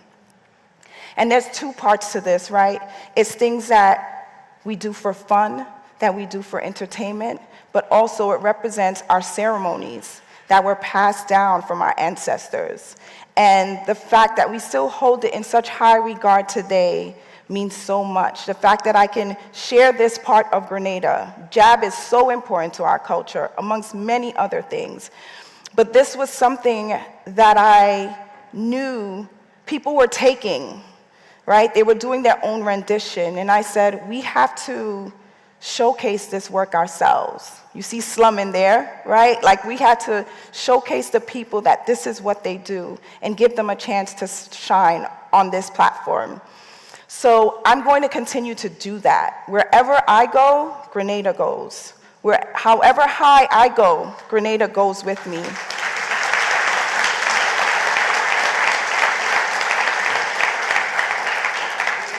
And not as myself, right, on my family's shoulders, on all the creatives that worked on this project in Grenada, shoulders, everyone. This is a representation of each and every one of us and what we're striving for. Although we use different platforms, different art forms, we think differently. That's what's important. My grandmother has 9 kids, right? And many more that she didn't give birth to, but that she's raised. And I am not the first to come back home to Grenada. They've all come back home to Grenada. We have Kenneth George, who builds Grenada. We have Dave George, who started Spice Mobile. You know, it's so many of them. All of them went and made something of themselves, and they all brought it back home. And that's what I want all of us to do. That's what I want to continue to do. And that's how we're going to expand the economic infrastructure of Grenada. Because I believe it's not about the big steps. It's not about that. It's not about the big things. And although these were really, really big things for me, but it's about the little steps that I took, the other creatives that I looked to my left and to my right to collaborate with. I didn't, Issa Rae said something special, and someone else said it yesterday at the talk too. I wasn't trying to reach the person that's made it so far. I wanted to reach the person that had passion and that had ideas, like myself, that I could work with to bring this to life. And I do pay attention to the youth, and I want to continue to do that because we can still plant seeds in them. But for the adults and the young adults that you don't know how, you don't know where, just start. My grandmother, the main thing she'd taught me is use what you have. We are an island of natural resources. Use what you have. Use the things that naturally come to you. And that is all you need to go forward. That is all you need to take the next step. And I'm not saying this to be cliche, because when you see me here, I don't want to tell you how great I am, right? I also don't like to speak of myself. I just do. And I want to lead by example. And I want receipts. I like receipts, right? This is what we've done. I want you to see yourself in me. I don't have something special that you don't have. I just had an idea, and I had the guts and the courage to take the first step.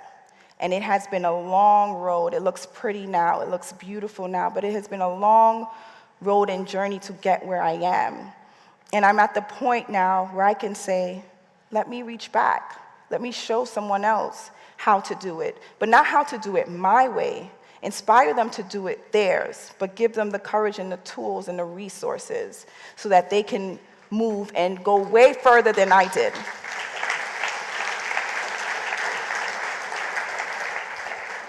And that's it. That's me. That's what makes me happy. That's who I'm doing it for. The children who have that sparkle in their eyes, the young adults that I'm meeting that say, I want to be a designer. You can do it. You can. You can be a musician. You can be a designer. You can be an architect. You can be a screenplay writer. You can be that. And I don't need to sit here and tell you that you can. I just want to spark that little light inside of you that makes you take the first step. So thank you for allowing me. Thank you.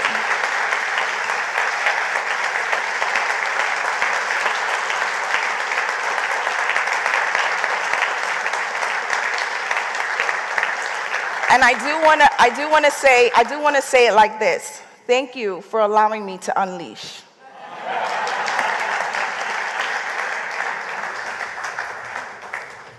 Thank you. Thank you. I'm so nervous. Oh, you guys can hear that? Take this off. The biggest stars get nervous. Ladies and gentlemen, little by little, one travels far. I'd like to recognize, oh yes, you can clap, yes. And you can give me a standing ovation too.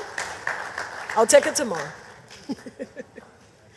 I would like to recognize in our presence Senator Quince Britton, lover of the arts. Thank you so much for taking the time to be with us. And I want to thank all the ministers who've been coming, popping in and out. I really love that support. I think it's a really, really good sign. In addition to being one of the most in-demand performers in the Caribbean and the diaspora, and its diaspora, he has performed in China, Europe, Central America, and other regions you would not even expect soca to be performed.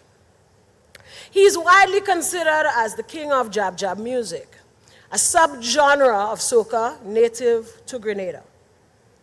Not only is he widely considered as the #1 performer in the Caribbean, fans throughout the region anticipate that he will be the artist most likely to become the first global soca superstar. He's an exceptional entertainer with a penchant of creating unforgettable songs and mesmerizing performances. He is steadfastly focused on his purpose to serve as Grenada and the Caribbean's musical and cultural ambassador. He is our international soca monarch king. Ladies and gentlemen, Hollis Map, Mr. Killer.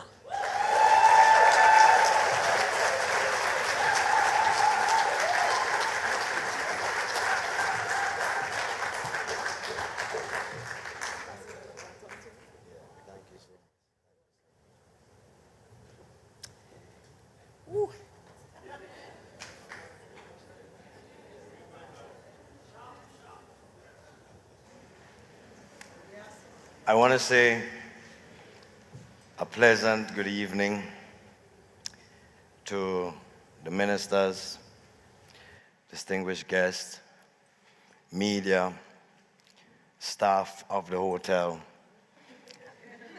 and everyone else. I want to say a pleasant good evening. I'm actually nervous too. I think I just realized that it's easier to sing than to talk. You know? Yeah, I might have to literally put all of this into a song. You know? I want to say this though, that this evening, and I think that's why I think I'm a little bit nervous, because this evening is a very special evening. Not just for me, not just for Grenada, but for the Caribbean. And our youths, our stars, and our gems to come. So I want to congratulate the government. I want to congratulate the organizers of such a beautiful and most of all important event like this. Please give them a round of applause.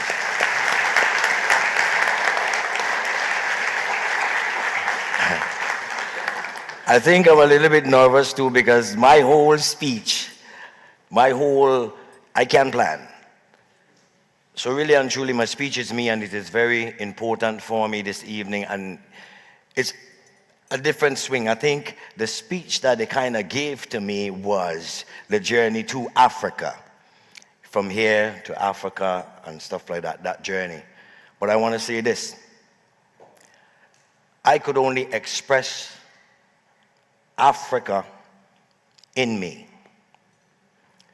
And I don't have to travel far to go to Africa because I am yet still Africa. A part of Africa lives with me, the blood in my veins. And my journey started like this. Even before me, there was my mother. At the age of 13, she started to have spiritual sightings where even her family would sometimes maybe beat her because they didn't understand what was happening. She grew into a woman trying to understand even herself. And she found a faith or a religion that could only express the things that she was experiencing or feeling. And that was the Baptist religion, which had the African expression in it. For that, she was condemned, ridiculed, pushed aside, and looked at in a funny way. But she did not stop. But then she had some beautiful children. You know, my first brother, Audric, Glenn, Catherine, Kennedy, Betty, Nelson, and then the seventh son. All right? And my little sister. At the age of 3, they played a little tape for me where my sister just gets a little radio. And you know the radios before with the cassette, you would actually press record and sing and you would record and stuff like that. And I was crying away in the background. All I want to do is sing too. At the age of 3. And I wasn't making any sense, but I was singing. She was also singing all the wrong words for the song, I realized after. But I wanted to record. And then it moved on from there.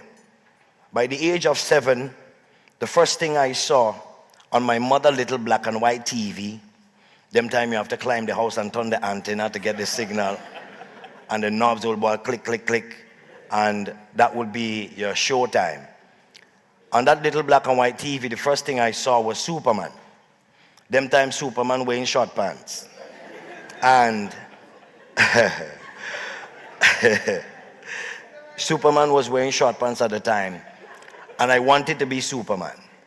So my mother had to buy me my little Superman vest, my little shorts and stuff like that. You see how supportive she was. Little did she know that she was putting me in trouble. Because you see, a child do not see the impossibilities. A child only see possible things in his minds. That is why it is so important to groom our children from young. Because music, I did not find music. Music found me. The things that we give to our children is so important. Because when I saw Superman, she didn't realize, it's only later she realized that she had to bring me to the health center 4 times last month. Because I would damage the foot, I jump up the house with the umbrella. I quickly realized, well, it wasn't so quick, but I realized that I couldn't fly. But the next thing I saw on that little television was Michael Jackson. And that is where it started for me. I couldn't stop dancing. I couldn't stop dreaming. I couldn't stop feeling the urge for music. It will haunt me at night. I couldn't sleep. When I wake in the morning while I'm drinking tea, I will be tapping the table and my foot under the table like this. And my mother will ask, what are you doing? And I'm back in the tea. When I go to school, well, I started to get licks every week for beating the table and dancing. By the age of 10, I started performing. I would go down the road and, they have Christmas activities. Ms. Grace Duncan will give toys to the kids and they have their little show. And the mistake they make was to give me a mic. You see? And by the age of 10, I started performing. I will take part in every competition there was. I will try to dance at any chance that I get. And that is where the vibes of life was for me as a child. Fast forwarding, I came to take part in all the talent search that I could find. Anyway, send me. And there was the big Grenada talent search, boy. And that competition, I actually was doing dancehall music still at the time. Dancing and singing dancehall music. Actually, there is a judge here from Barbados. Yesterday, she told me that she judged me and she placed me second. But I won. Oh, she's waving right there. Thank you so much, though. At least you give me second. But I won the talent search. Happy as a child, a young man, happy. But the winning prize was a ticket to go to the US. Mommy organized and I got the visa. When I get on that plane, I swear I make it. That is it. All in my head is that I'm going to Michael Jackson land.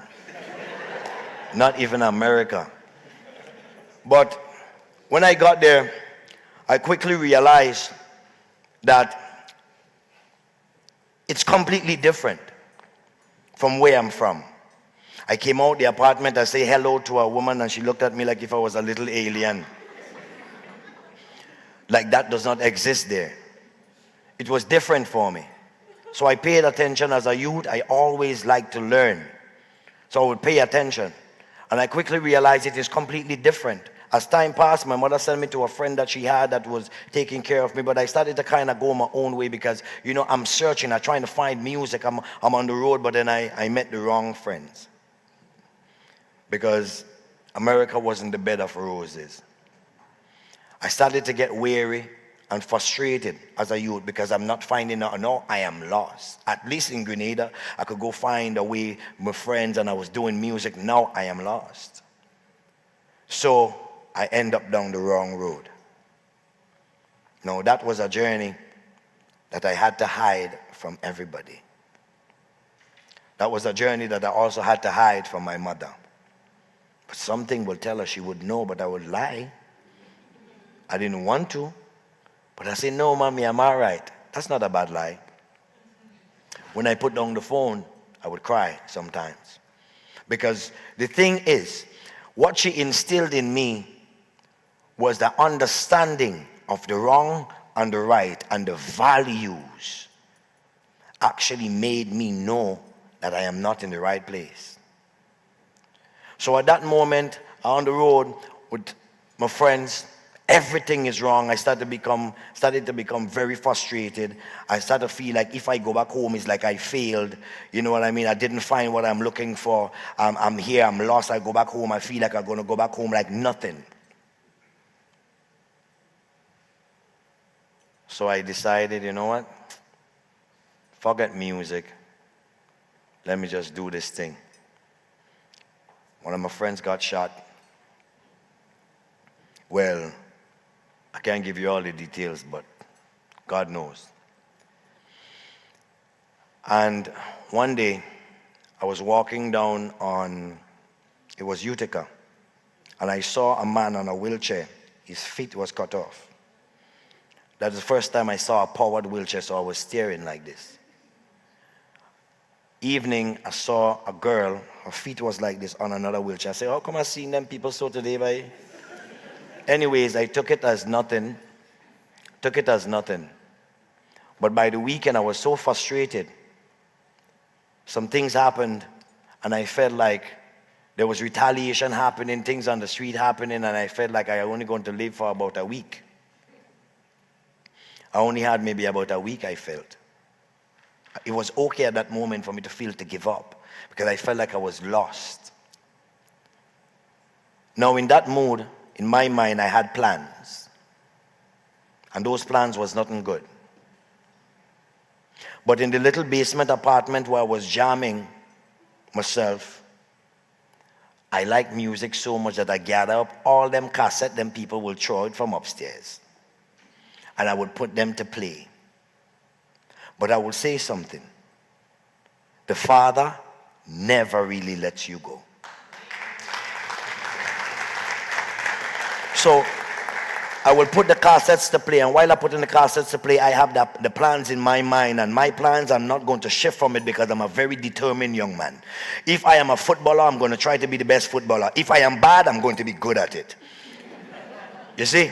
So it's just a thing about me. I'm very determined. So in my mind, I have all these plans, and I put the cassette to play, and I like to clean also because, you know, with mommy, if you don't clean when the morning come, his licks. So I clean in the little apartment where I was. And I heard a melody. The melody that I heard grabbed my attention, so I run back to the tape. But you know them time when you don't have fast forward, nothing working, then you have to flip the cassette and you have to, you understand what I'm saying? You don't have rewind, so you have to flip the cassette, fast forward it, and then put it back. And when I put back the cassette, I heard the melody again, and the song said to me, all the time that I'm seeing the people on the street with a wheelchair and this, the Father was showing me some important signs that I will then come back to, because the universe is something that sends you down roads where there are always signs. Every single step determines your future. Nothing happens with just coincidence. Every single step determines your future. And that guidance from the universe, if I am an engineer of vehicles and then I want to build a 4x4 to go off-road, I'm going to put big wheels on it. I'm going to put a winch in the front of it. I'm going to put 4x4 in it. I'm going to actually put lights for when it get dark, and I'm going to put a navigation system for when I get lost in the woods. So how the Father could then create me, the most sophisticated machine ever created, and don't give me a GPS system? See? So he was literally preparing me for something different.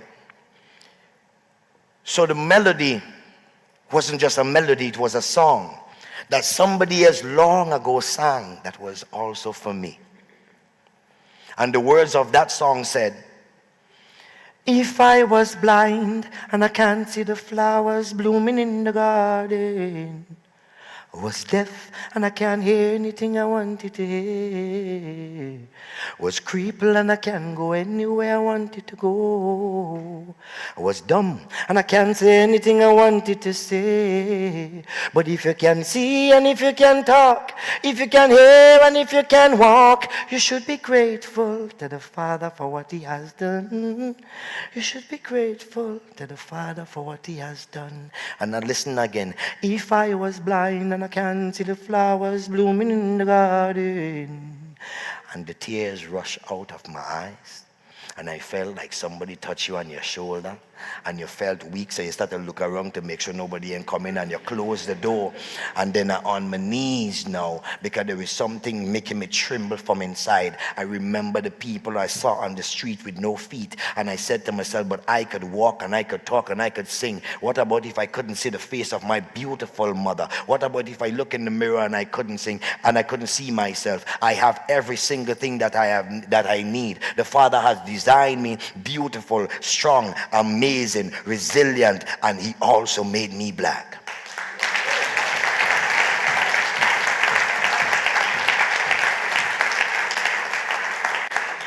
I couldn't stop crying. I couldn't stop. And that was the time I literally found that part of me that said, you know what? If there is food being thrown away, why shouldn't I eat a good plate every day? How much vehicles are there on the planet? Why shouldn't I drive a good one? How much houses are there? Wouldn't I live in a good one? I need to then choose who I want to be. I have the ability to be who I want to be. And from today, I promise you, Father, because if I promise myself, I might lie. So I promise you, Father, that I would not turn back. I'm going to be great. I called my mother and I cried to come home. Well, I had to try to get out of where I'm at, but then I went to have a conversation that was so deep with all the tears in my eye that that person that was hard as a rock becomes soft like flour. You see? And it was okay. I leave and I come back home. Nobody knows because I have to hide that part of me. And I started music. I saw soca in a different light. I saw Inspector on the truck one day, and I said, you know what? At the end of the day, I'm doing dancehall music, but the world was very big at that time. Now the world is small by social media, but the world was big. I wasn't busting in the dancehall music, so I decided, you know what? Soca is it for me. Inspector one time come off the truck, and he touched me on my head, so I go home. I didn't even want to wash my head. That's my legend. You know, and I started. When I started, I did my first song to grab, you know, the attention and stuff like that. But then after that, once I realized that people accepted me, I started to sing the gospels. But people didn't know. They didn't know, they didn't understand. They jump up to my songs all the time and but they didn't realize. Because my soca song was saying, crossing over through the valleys, me and my soldiers all behind me. But will the heathen reign until the end of time? Your king is here again. Come, let us bond him. So then we tell them, no, I'm not turning back. Forward ever, no turning back, no way. I'm not turning back. Forward ever, no turning back, no. I'm not turning back, no way. I'm not turning back, no way. I'm not turning back. Listen to the lyrics. Come to burn out all Satan worshippers, Satan gossipers. Towards them my heart is cold like Antarctica. This one rough like the chainsaw massacre. Rat-a-tat-tat-tat-tat-tat-tat. Too much time them try block my part. If it's block them one block, tell them come and block. Lyrics enter in a belly, bust out in a back and soap them body like clock. Hold on a man, tell them this carnival. Lyrics enter them brain and eat out them skull like cannibal. Satan, this is your funeral. Mix them up like mineral. I with the lighter in your hand, and the torch them in your hand, and the gas them in the can. Satan, you're going to get burned. But people will be jumping up, no realize. You know?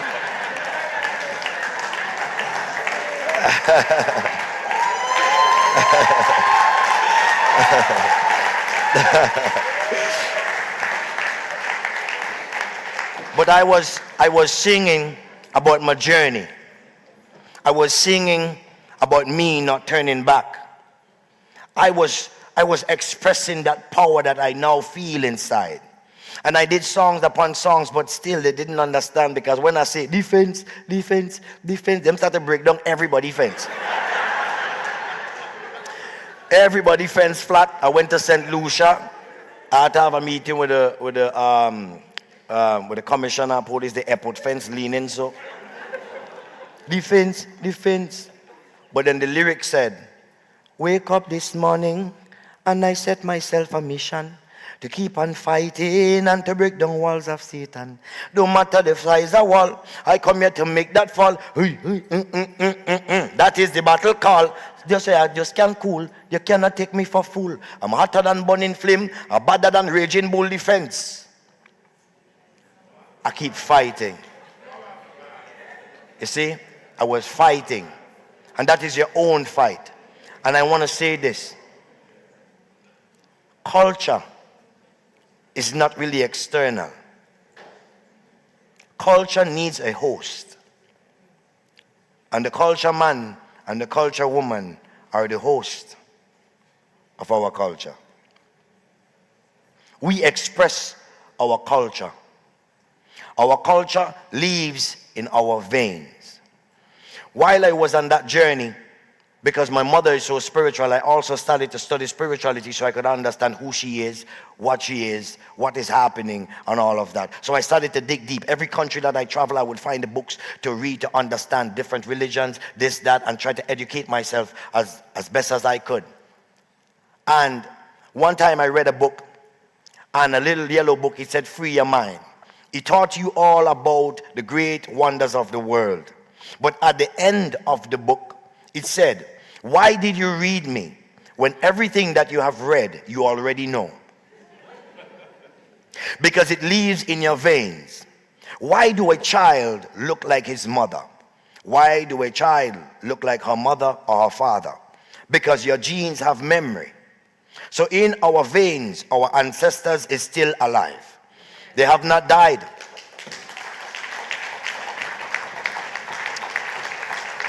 Now, when I started to understand this, now this is not just for the creatives, but because the creatives, you guys are different. You guys are different. You want to dress different. Look at me. Look at me.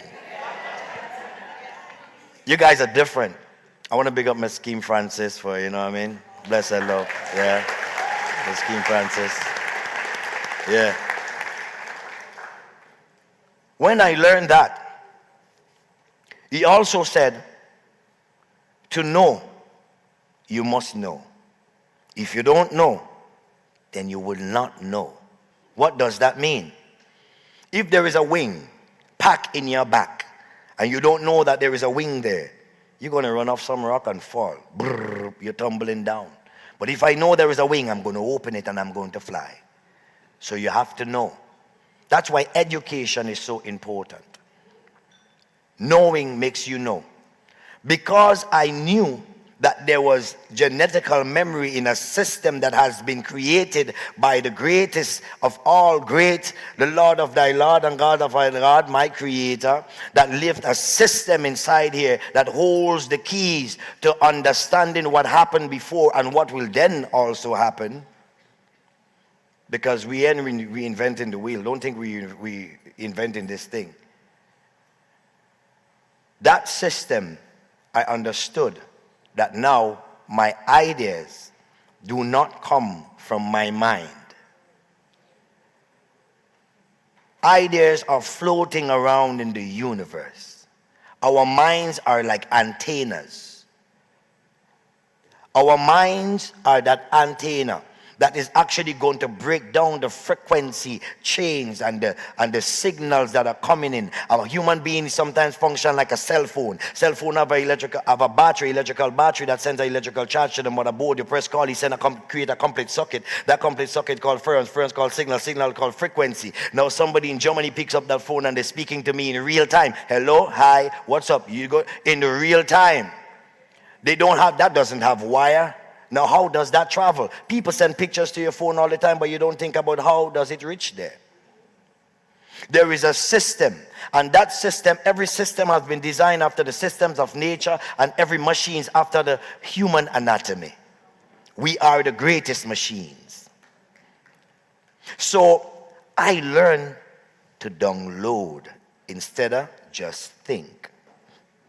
So, ideas start flowing. Music start flowing, and I just decide I am going to do everything in the most positive way that I can. And I am going to navigate, not just by myself, but I am going to ask the universe, the Father, to guide me. And that is how I am here today.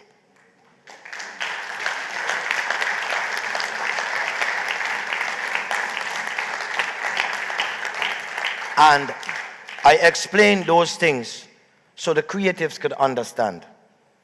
Before, all the specialists and the people who understand the business part of it, you, the creative, it is different for you. You first have to know yourself. You first have to understand that what you are doing is not just you, but it is planted in you. You first have to understand that you are special. When you go to the show, when you're on that stage, when you are painting, somebody buys your painting because you are special. Somebody goes to the store and they buy clothing from Miss Fee Noel because she did something that is special. When I on stage and I dance and I sing, that is special because there is thousands of people in the crowd that does not do what I do. You are a creative. And there is a left brain and there is the right brain. There is control system that they have given to us that we need to learn to break as a people. This is an education that we need. Because some of us, we struggle every single day. No matter how nice we dress and we come out the road, there is frustration somewhere there, sometimes lingering in our mind that we need to get rid of. Trying to find our way in a system that has been designed to control us, to keep us here. And we in the island here in Grenada have the opportunity to now actually break that chain, come away from the mental slavery, that application that make us... Thank you.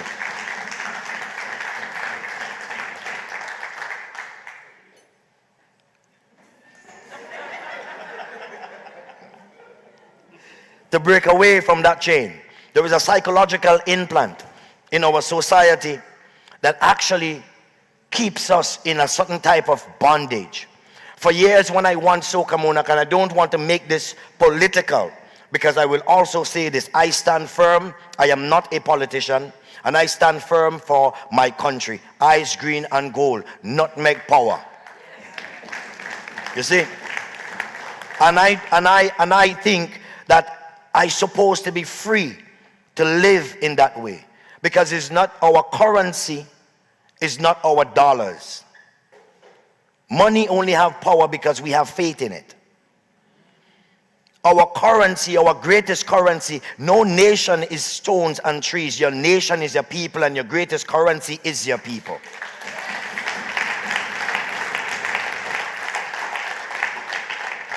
So the times before, I went to places like Trinidad representing my island, and they just left me stranded. I have to make it on my own. But creators, I never give up. There was one time when I go to Trinidad, I was supposed to represent Grenada. I am there stranded. I lied to my mother again. I stopped lying now though. But I lied to my mother again. And I say, Mommy, yeah, they're supposed to be there to collect me, but there was nobody there. I was just determined because I had the opportunity to perform in the Soca Monarch in Trinidad for the first time. Now when I'm there, I am lost on the street, don't know nobody, spend some time at the hotel, and one morning I literally wake up, was crying. I go downstairs in the restaurant, in the lobby, to actually get free orange juice every morning because I have to squeeze the little money that I have. On the 2 days before, I said, you know what, I only could spend 2 more days here. I'm going to have to go back home. Because, let me, forget that. But, let me just start now, I always just start some kind of confusion. Let me not say that, let's focus here. So, I was there, and I wake up and, again, the guardians start coming. Go downstairs for the oranges. I said, nah, I don't. I crying. Them go see me crying. I ain't going to. But then I went. And then I met Judah. You know Judah's song system. I met Judah. Judah said, what happened to you? I said, nothing. I try again to lie. I said, no, killer, tell me what going on. He paid for 2 more days in the hotel. Give me the link to the people. He gave me, yeah? 1 minute. He gave me the link to the people to actually do the show. I did the first show. After I did the first show, so much people start coming in. I started to answer the phone and play my own manager. You understand? Make enough money to rent a house in Trinidad, get friends, and do everything on my own. I survived. Don't ever give up.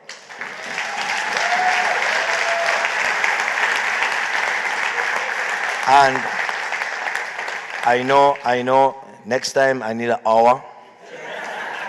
Because I literally just started to speak, and I want to say this: never give up. And what I did is listen to the universe, and I did not follow the hype.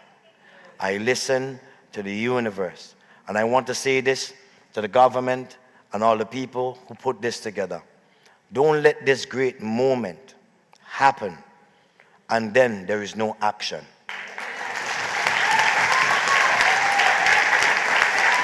Thank you. It is time to unleash.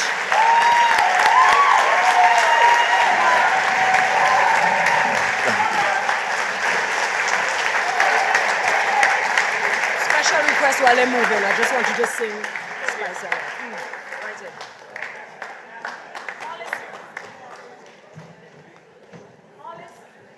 Yeah.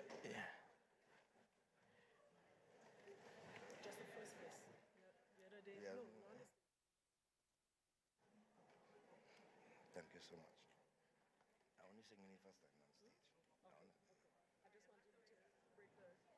That's okay. You can let me do it. For Grenada. Introduce. Ladies and gentlemen, I want to give Mr. Killer 1 more minute. Y'all remember the other day I was a club out of London. Hello, I should back up for you? Need a backup singer? 1 minute, first verse. Now I have to sing. Well, everybody go sing with me today. And I want to sing this special song because I also want to say that Grenada, I can't sing shadow right now. All you want to party, no, it's not party time. I just want to say thanks to all the people who travel here also to actually share their love, their blessings, their knowledge, and their power and vibration with us. Thank you. Grenada, you are the best. And I want to sing just, they say one verse. The other day me go a club out of London. Who approached me, this beautiful woman. She said, excuse me, could I ask you a question? Me say, sure, baby, please just prolong. The woman turned, she asked me where me come from. Say me come from down a Spice Island. I coulda see it in a she eye. She already won this island boy. She hold my hand, she pull me upon the dance floor. Hold me tight and she wouldn't let me go. When me try walk, the woman pull me back. And in me ear she start talk and she say the rock. She love the Spice I rock. Well, welcome to the rock. She love the Spice I can't hear you. What? Hey. Yeah.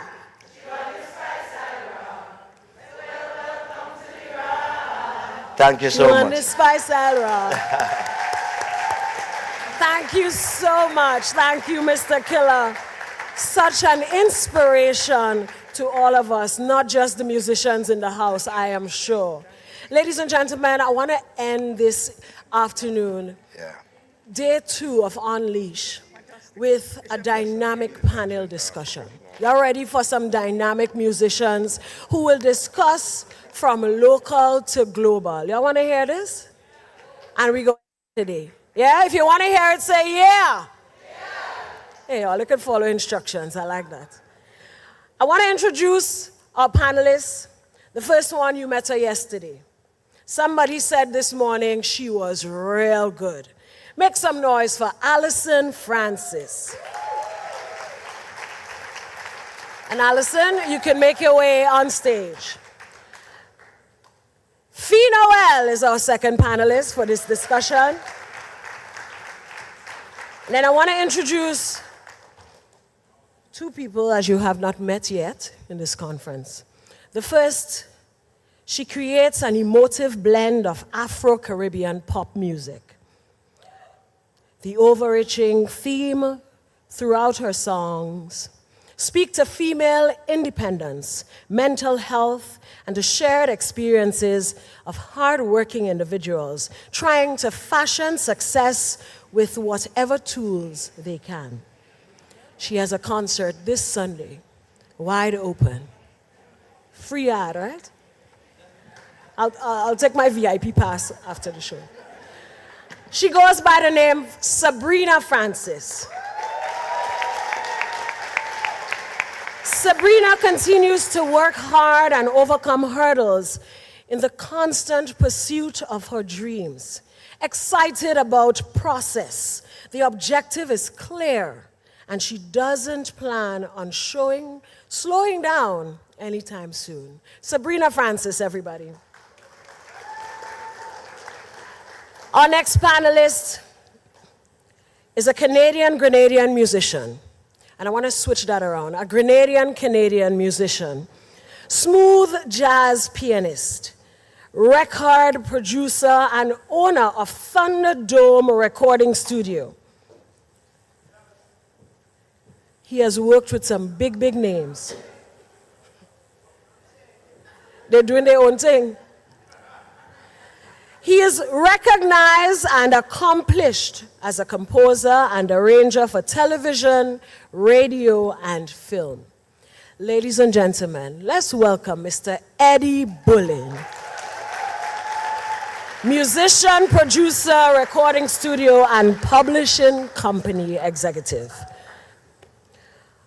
Our moderator for this session, from local to global. He's no stranger in the music industry. Mr. Killer loves him. We all love him. He got me my first little gig with Peace Corps. Ladies and gentlemen, let's welcome Mr. Eugene Gittens, moderator for From Local to Global.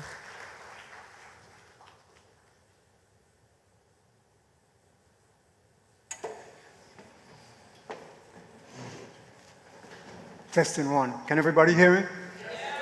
It is wonderful to see so many, and I'm sorry, so many creatives in this room here today. It's really been wonderful. What do you think of the conference so far? Thank you. Thank you. And I just want to say there are many people who have worked hard to make this possible, but I just want to personally say a special hear aloud, call out, big up to Mr. Orlando Patterson. Give him a round of applause, please. No. I mean, what did I say, Patterson? Sorry. Who is Orlando Patterson anyway? Mr. Orlando Romaine. Oh my God. Okay. So, you know, now I understand why those Trinidad artists, this is going live, this is going to Trinidad? Now I understand why them artists, general, quake in their boots when they have to sing after Mr. Killer. Because that's a hard act to follow, really. Yes. Let's hear it from Mr. Killer. I'll give you a little story of me and Mr. Killer. I used to do the talent search he talked about. So when I came back to Grenada, I started singing national talent shows competition. He won all of them. But why did I stop doing talent search? Because the last one I did, Killer became so popular that all the youths broke down the trade center and put me through a lot of costs. So I stopped doing the show. Anyway, we're here for something different. We're here to take this, to look at how we go from local to global. And I'm sure many of you in the audience, as creatives, may have already reached that point where you're at a level where you think, look, it's time for me to go to the next level. And given our economy, you know, the small size of our economy, I think creative practitioners like ourselves, we have to think globally because we have to, at the end of the day, try to make a living out of this. And it's the only way too that sector can grow if we have that mass rather than just the small market in which we live. These folks on the stage, well, except for Alison, but she's here for a different reason, but certainly Eddie Bullen, Fee Noel, and our dear Sabrina Francis have all reached a level where at different stages they are going, taking Grenada, taking greens, right, to the world. And so I would want to start with maybe the person closest to me, Sabrina. Hello. I know you have a big concert coming up this weekend. What day is it? Mother's Day, May 14th. Mother's Day, Wide May 14th. open. Wide Mama open. say If it. you're here, go. Right. You have been making a lot of waves, you know, for the past couple of years. Trying. Putting us on the map, putting Grenada on the map. I know when you go back to the UK shortly, Yeah. you have a gig at Royal Albert Hall. Yes. That's very significant. Let's hear it. Thank you.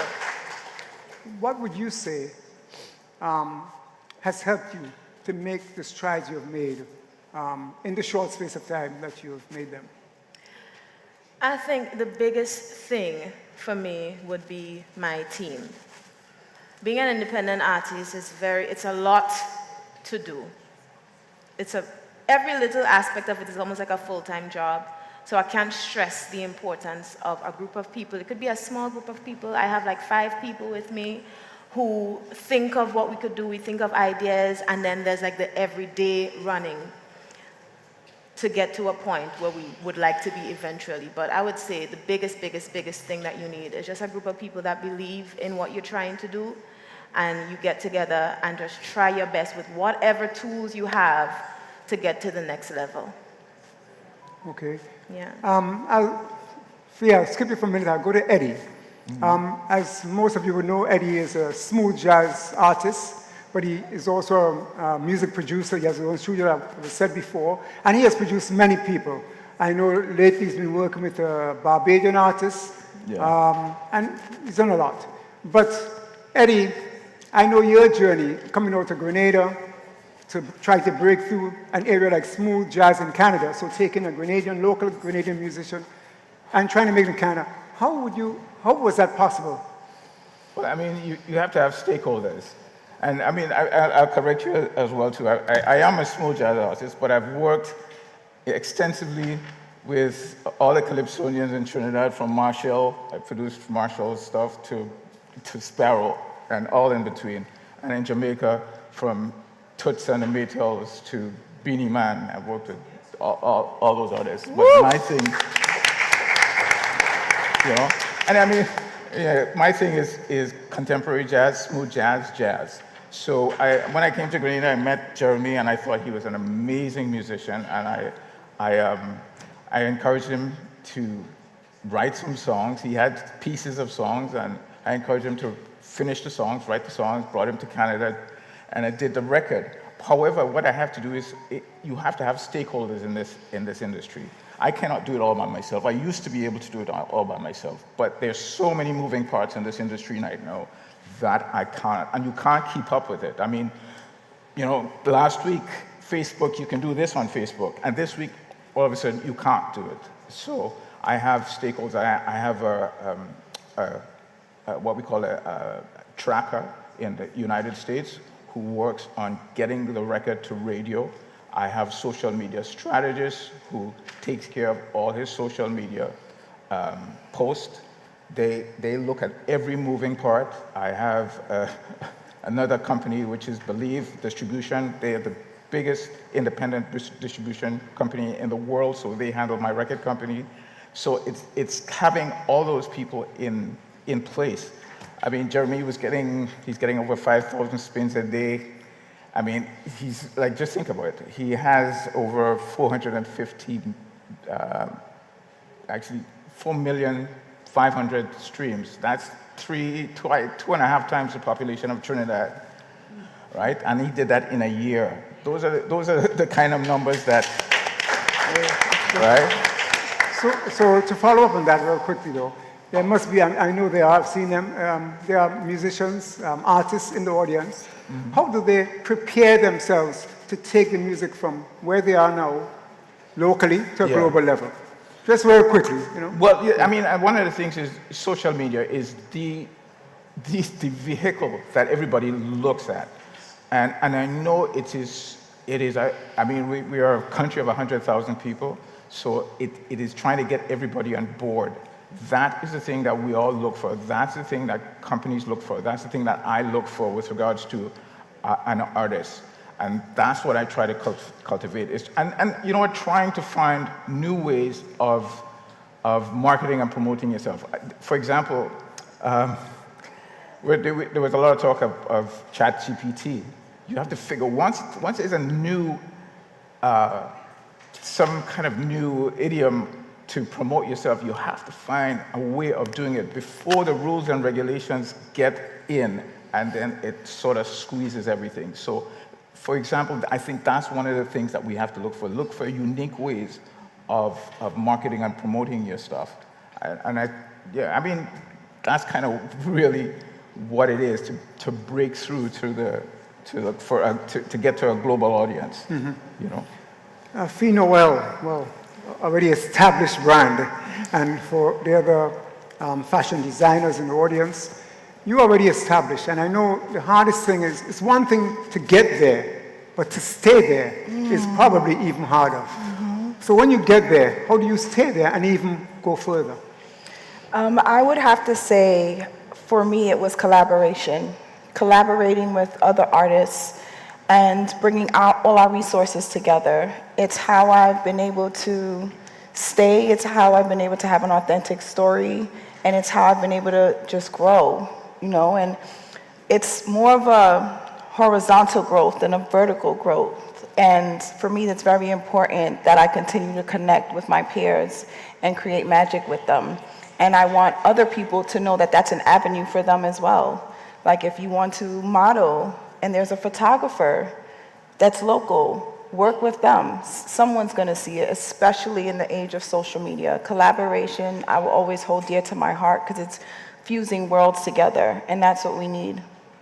Yeah, I think, you know, people agree with you. Collaboration, I think as sometimes maybe our culture makes us a little wary of collaboration sometimes, but it certainly would work in this industry. So I totally agree with you. Alison, way down there. From a sort of administrative and, you know, Caribbean export type perspective, what kind of facilities are available to support that move from local to global? Well, I think this morning started it right. The first thing you have to do is to build your capacity, and that helps you in terms of understanding, first of all, your sector. I think I would have alluded to that when I made my presentation. If you don't know where you are, you don't know where you're going to. And I think we're hearing it over the few days.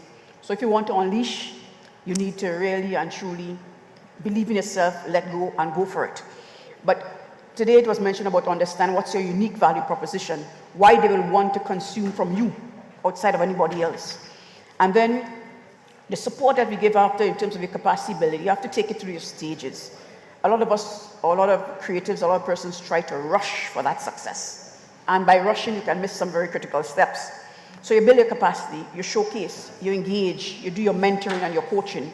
We heard it talk about, I think it was on the first day, but that is critical for the creatives, your coaching and the mentorship, and to go through and to learn from each other. And I think what I'm hearing this afternoon and what is very important as well is the issue of collaboration. I would have said it in my presentation as well. It's not about going alone.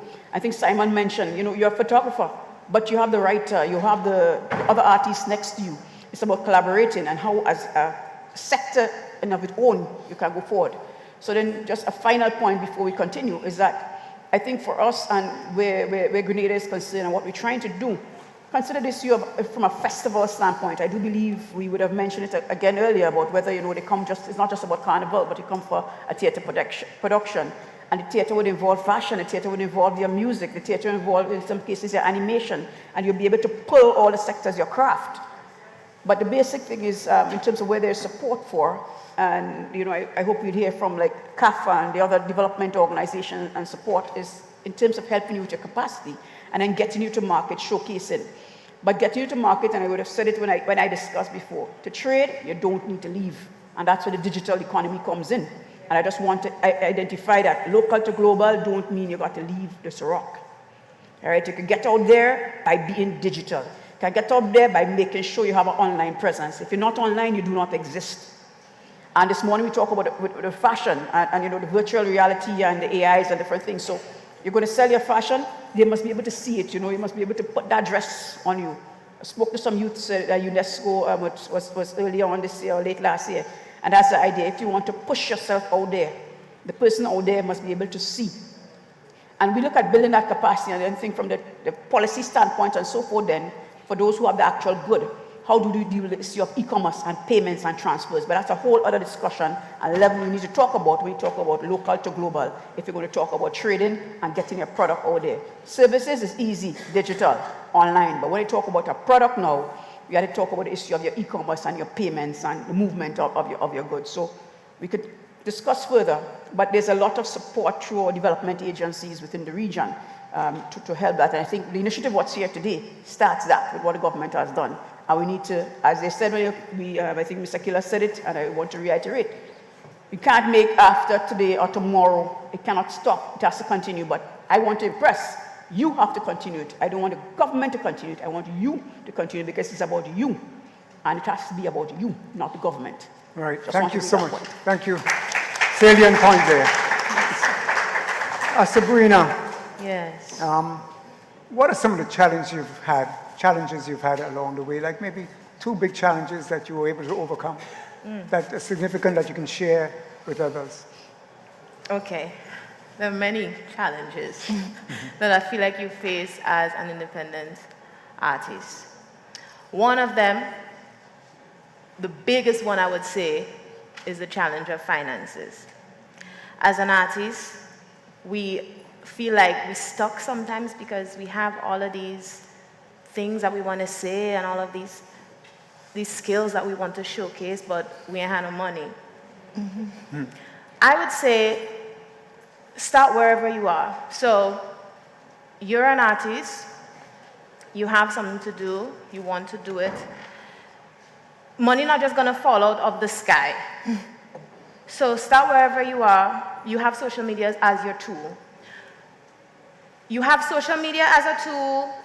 You have your arts, you have your crafts, you have everything that you want to do. Sit for a moment, find your team, and come up with a plan. There was a moment in my life where I was just doing every and anything just to do out of like your desperation. You're trying here, you're trying there, you're trying there. One of the strongest things that I've been able to do was get my team, sit for a moment, analyze where I am, analyze where I want to go, get as much information as you can from there and come up with some kind of a plan, as small as it is. And when you have a plan, I feel like there are people who you could present that plan to, sponsors. I found one, his name is Dieter Burkhalter. And there are people who believe in the things that you want to do. There are grants that exist. But I just feel like you have to sit with your team or with yourself, come up with some kind of a plan that you could present to those people who are able to help your journey. And so things go from there. It's never that simple as I just said it, but you know, it's a place to start. Gather information, get a plan together. Present it to a bank, present it to an investor, present it to somebody, and see where it goes from there. That's how I kind of broke into my challenge of finances. It's still there and it will always be there, but I'm just saying, I feel like this is what I could give you to start with. Thank you. I don't know if everybody in the audience knows, but Sabrina's mom is an excellent singer as well. I knew her mom before I knew her. She has a great Christmas song that plays every Christmas on Grenada radio. So big up your mom as well. Thank you. Eddie, your dad used to have a music store in Grenada. Yeah. Bullen's Music Store, Lower Lucas Street. And you grew up in the music store. You grew up, I remember you were a kid playing the keyboards when I go in there to look at the guitars and stuff. And that's where it started, right? Exactly. How much does the artists have to prepare themselves, especially singers, musicians? How much do you think, especially now when you can probably go on a computer and kind of make the beats and not really know much music, how much do you think to go from local to global? What kind of music rudiments do you need, if at all? Yeah, I mean, you have to have the passion, and I had the passion, and my dad noticed that. And every time he sold a piano, I was the last point of sale. He'd say, "Son, sit down and play the piano for those people," and that would be the last point of sale. People pulling money out of their bosoms and it's because they want their child to play like me. I also heard you played for the convent girls. I heard that's what your motivation was, playing for the convent girls as they walk by. Exactly. So, yeah, I think really it's the passion. You have to, and that, for me, I had the passion. I mean, I would have my headphones on, in the middle of the night, 2 o'clock in the morning, my dad would wake up and freak out because I have to go to school the next morning and I'm listening to music. So it's the passion.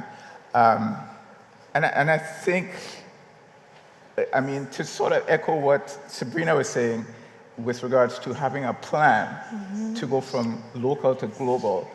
I've worked with a couple of other Caribbean islands, and one of the things that, actually Barbados, one of the things that they do is we have a lot of festivals in Toronto, especially in the summer, there's festivals everywhere.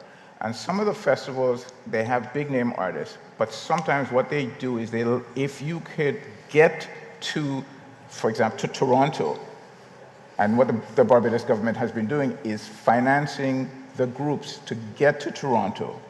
And what the festivals do is they headline that group. That group is in all their social media. So they pay them as a local group. So in terms of getting your name out there, it's on the radio all across, the Canada. about, you're being part of the festival. So that's a thing that I've done several times and it's a part of the tourism component of the Barbados Tourism Authority. Their branding is tourism. They want to make sure when it's cold in Canada, you come to Barbados, and we have the better beaches. Any Bajans in the house? Any musicians? Any? No, but we have wonderful, beaches, and I think it's a thing that I think can happen as well too. So Sabrina could be playing in the in the Beaches Jazz Festival as a headliner, right? And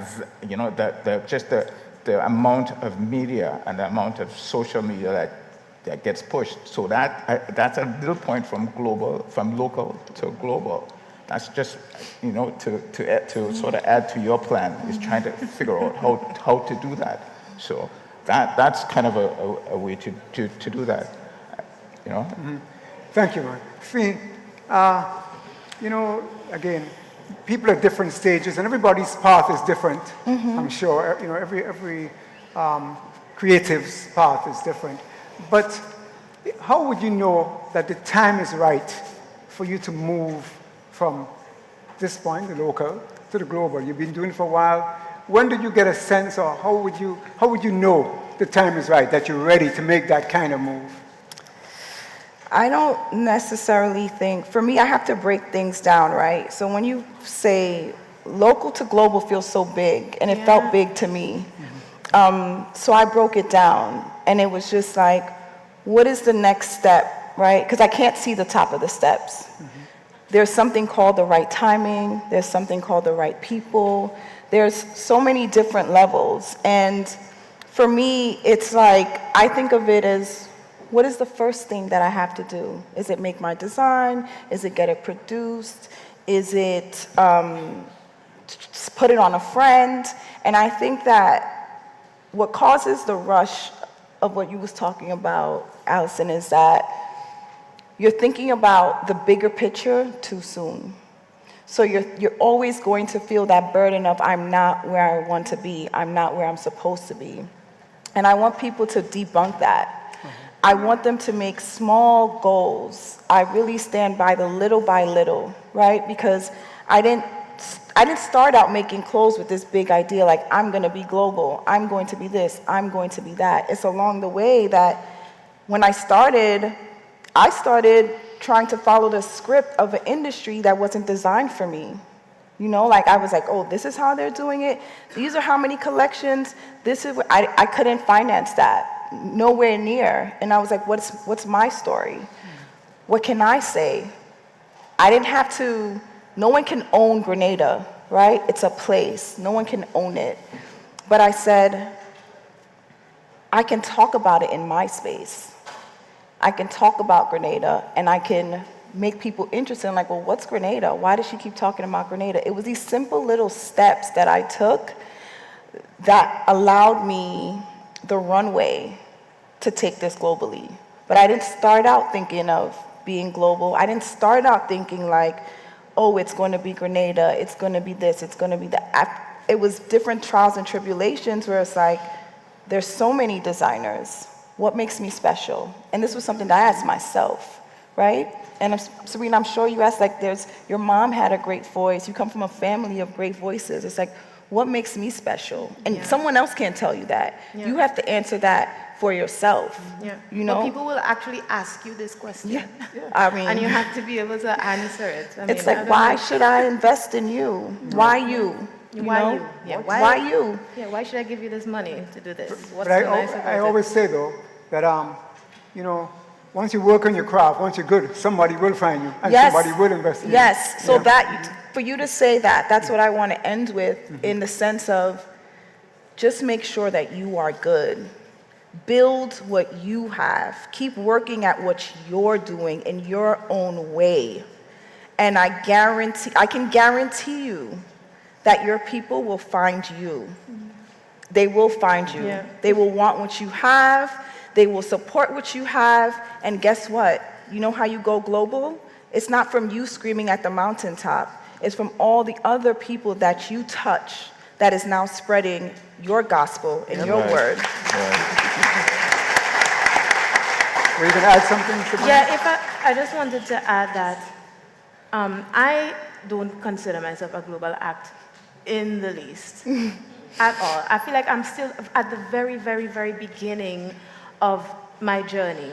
And as Fee said, I'm not thinking, oh, I want to be global. That's not the plan at all. The idea for me, my goal, if I could be quite frank, is so that I could build a little house for my mother in my days.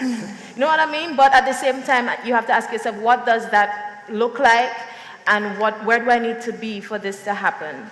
And my small goal among my team is simply that I would like to be able to fill out a space of 2,000 people. And then I feel like my music would be sustainable. So it's like really like small steps that you're thinking about. I'm not thinking about, oh, how can I be Beyonce? That's not the idea. It's what's my next step? What do I do? I want my music to be sustainable. I want to be able to be singing when I'm 50 years old. So what could I do now? What's the small thing that I could do now to get there, slowly but surely? And it takes a lot. I've been doing this for like 10 years already, you know, and now I'm on the stage talking about from local to global, and I'm not even halfway there. So just be prepared for a lot of work. You're creatives, you know what it is, you expect it, but I just want to reinforce that it's really, really a lot of work, and it takes a lot of belief in yourself, and the team you have need to believe in you. So, yeah. And by the way, anybody in here from St. Patrick, like Sabrina? Okay, well represented, very good.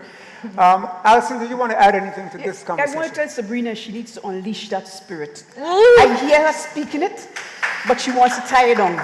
Unleash. You're talking about the small steps. Don't be afraid. The glass is always half full, and there's going to be risk, but you've got to fail to get up again.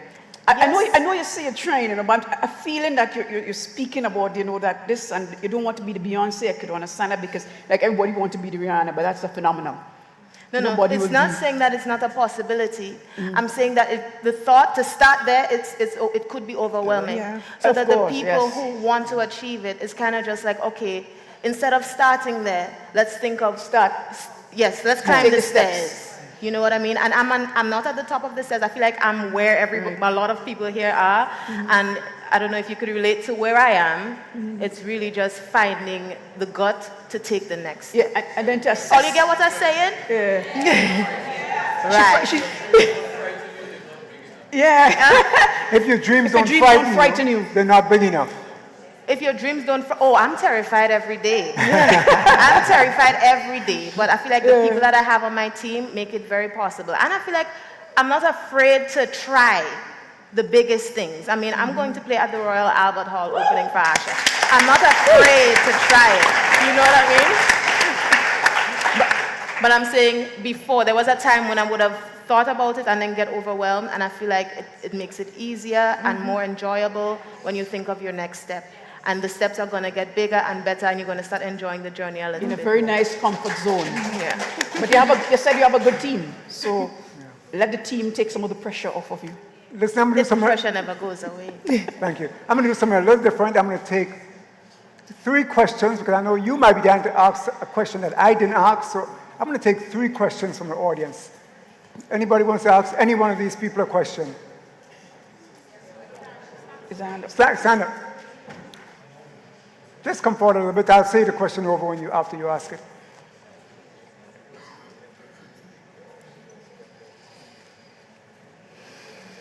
Okay, so my question is general for anyone who cares to take a stab at it. Let me just start it this way. So let's say there's a global market for your product, but there isn't a local market for your product. So locally, people are not very interested in what you're creating, what you're passionate about doing. And sometimes you feel like, okay, should I just pack up and move to the States or move to Canada or move to England, where people will take my product, but then you love the country and you want to do what you're doing here. How can you build a local base to use as a launch pad to reach your global market very sustainable? Do you have any tips or ideas of how to overcome that hurdle of not having a local interest in what you are doing? Sure. Get the distribution Right. channel. So it's a long question, but I just quickly paraphrase. That's a good You want to, question. just so everybody could hear it. It's you find a distribution channel, even like with products. If they don't, you have specialty products, you have your niche products, and so forth. You find someone, if you know the market, you would have done your market research. I keep talking about sector research and market research. If you know who likes your product, where they like your product, you find a distributor. You don't have to leave Grenada. I keep telling you that. To get your product out there, you find a distributor, but contract, the lawyer and me will come out. You make sure you have a proper contract for that distribution and make sure you get your returns, etc. But you don't have to leave. If you know your market and you know who wants your product, you find a distributor in that market. You have to be very careful about the contracts you sign with these distributors so that they don't take your intellectual property or deny you from having distribution rights with other persons and that they tie you in. But you can find a distributor. Just once you know your market, you know who are your consumers, you get a distributor. You don't have to do everything, and that's about understanding the value chain and where you fit in that value chain. Okay. There's a mic up there now. There's a mic there now. Anybody else? We're going to take two more questions. I just want to answer your question. Sometimes you can be a gem amongst your people, but they may not see you that way, okay? Sometimes that happens, right? Where you're creating something and no one sees the value in it but you.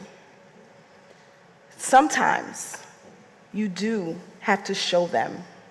So you may have to sell outside of your local market. And you know what's going to happen when you come back home? A different value. I could attest to that. So can I. I don't know if the Jamaicans in the audience would agree with me, but I've heard the story that initially when Bob Marley started, he actually was more loved outside of Jamaica. Only when he made it in England and other places, then he became big back home. So sometimes you're not honored in your own home until somebody else honors you. And that, we kind of like other people to honor our superstars and our heroes rather than honor them first ourselves. Mm-hmm. But anybody else or somebody in the mic? Go ahead, Hakeem. Greetings.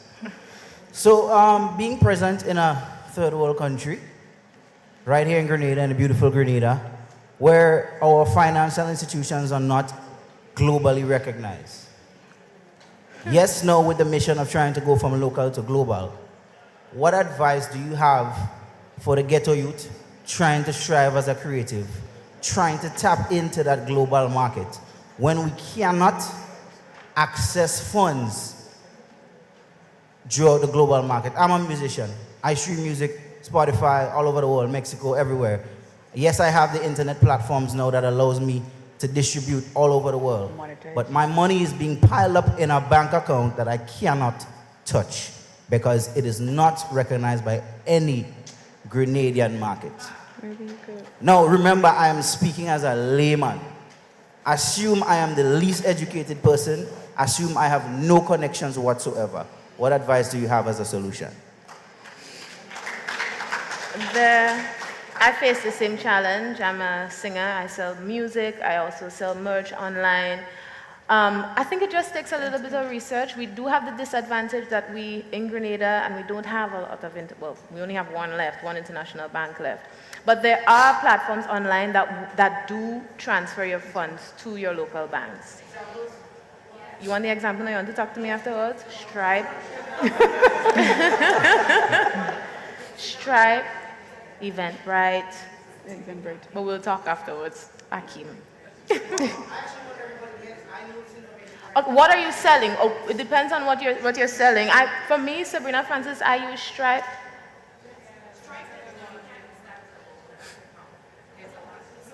So do you have, is the funds overseas and you can't get it to Grenada? I'm trying to understand that. Yes, the issue is that sometimes when you do business online, the international businesses don't accept your Grenadian bank account information. So I mean, so they can't access the money. Yeah, I mean, do you guys have PayPal? Yes. Yes. Yes, PayPal. Well, that, I mean... Talking to Mike, take the mic. they have an intermediary bank. Yeah, because PayPal does that everywhere. So. It seems like it doesn't work for everybody. Hervin. It's on. PayPal does not allow you to link. I am. No, you are. PayPal, you can, because of the U.S. tax laws and etc., you cannot link a non-U.S. bank account to receive funds through PayPal. You can pay out your wazoo through PayPal all you want, but you cannot receive money. The money can be paid to you, but it will just sit there. You cannot. It can't be transferred from PayPal to a local bank. It must be a U.S. bank account. I'm sorry, I don't mean to disagree, but I literally receive money using my. Where's your business registered? Grenada. Yeah. Okay, All right, so if you sorry, I can't hear. All right. Okay. if you actually do that, Sabrina, can you create an email or something to after this to like share the information, because I've tried PO and I've tried PayPal everywhere. info@sabrinafrancis.com, because this seemed like a really hot topic. Yeah, it is. So please, we could talk about it. info@sabrinafrancis.com. Doc, go ahead.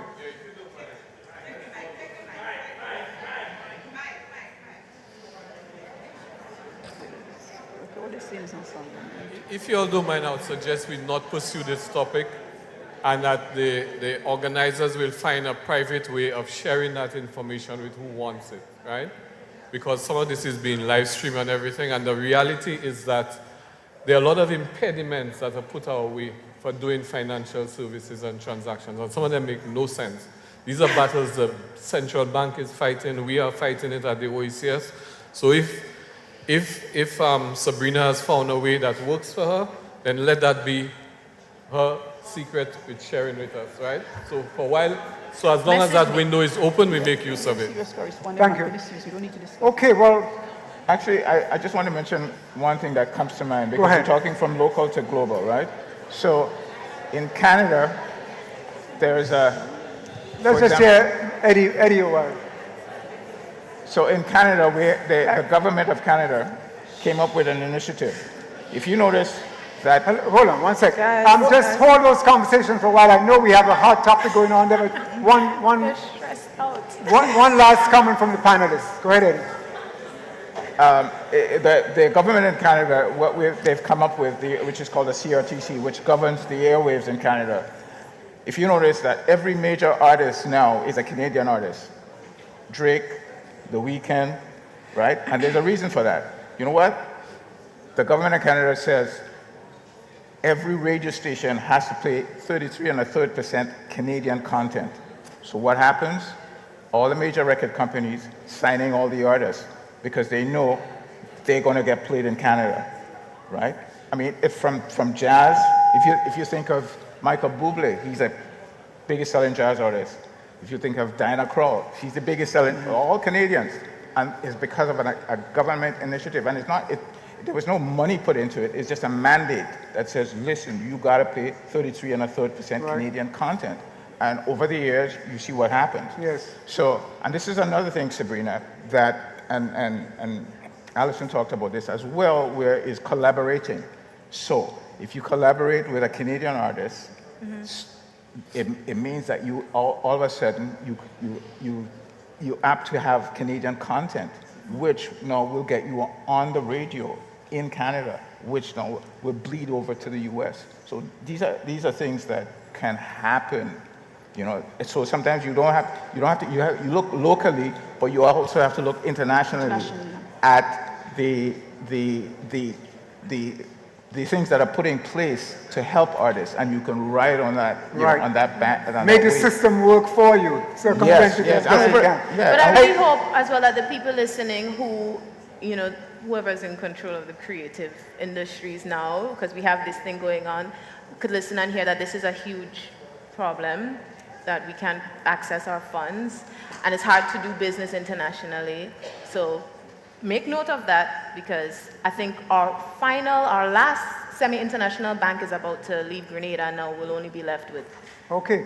Well, thank you, Sabrina. Thank you, panelists. But Mr. Killer, he wants to say something. We'll entertain you. Go ahead, quickly. Mike, Killer. Calvin.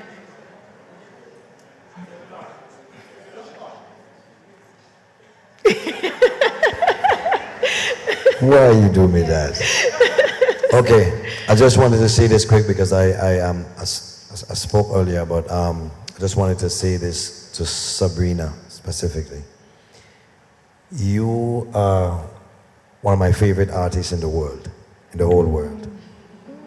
I just want you to know that. And as you speak earlier on about making the small steps, even if we make small steps, as you say, from local to global, because I became an international artist by also taking the small step, but one day waking up and say to myself, let me start channeling after I learn how to channel. The universe reads what you dream.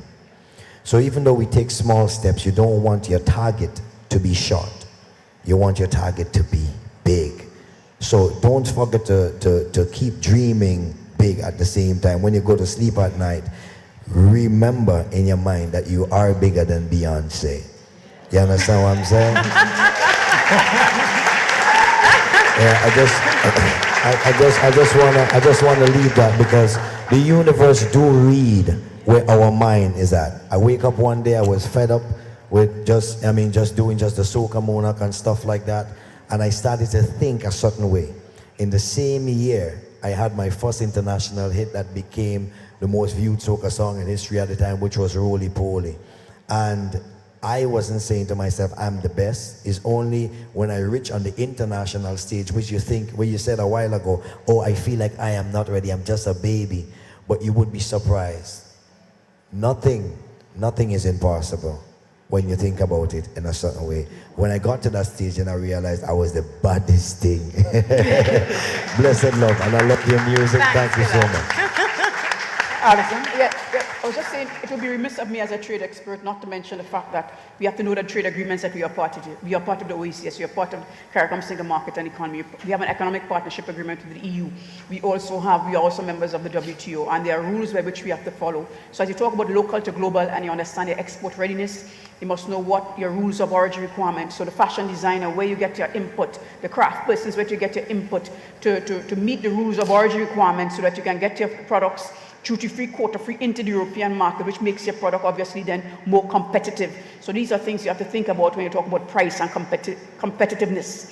So I know we don't have time, but it's something that you need to take into consideration where you have these agreements, how you can take advantage of these agreements, which are opportunities for you. Those in the film where we could do co-production, which Eddie spoke of, where you partner with another artist in these member states, which then allows your product on service to be European, to be Canadian, and therefore you get the benefits, etc. So I want us to also think about that, the agreements that we are party to as Grenadians, as a persons listening out there, as a region, that we can take advantage of to allow us to get into the European market, etc., at a more competitive advantage than other countries who are not party to these agreements. Thank you, Alison.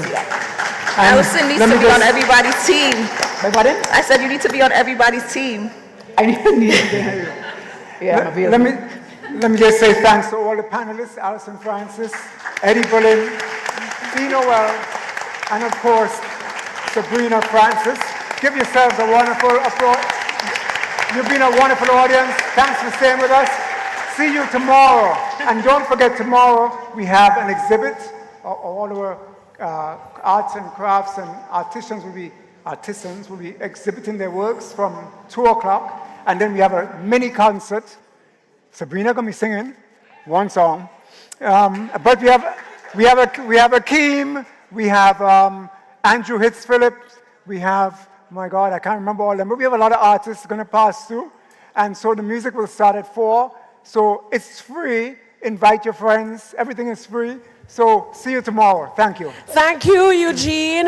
And also, our final presentation tomorrow is a panel discussion, One Creative Caribbean, featuring our very own Prime Minister, Deacon Mitchell, Didicus Jules, Alison Francis, and our CAF representative. Before you guys leave, I have 2 announcements. PAS 3, where's that? Olia, hold on. PAS 381, you need to move your vehicle. And now, let me say it now. And now the My Phone, will be given out. I'd like to invite Digicel Business to make that dip. And the lucky winner, Miss Neela Etienne, is already standing on stage to receive her phone. All right, Miss Digicel. Miss Digicel, come on down. Mr. Digicel, come on down. Who's going to be the lucky winner of the iPhone 14 Max Pro? Compliments Digicel Business. Why am I speaking in this? Mr. Romaine, I'd like to come and help dip, or Mr. Joe. Oh, yeah, Allison could do it.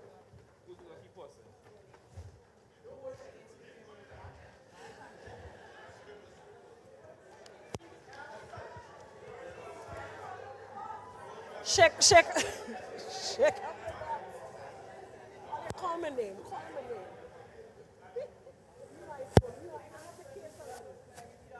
I bought the case already.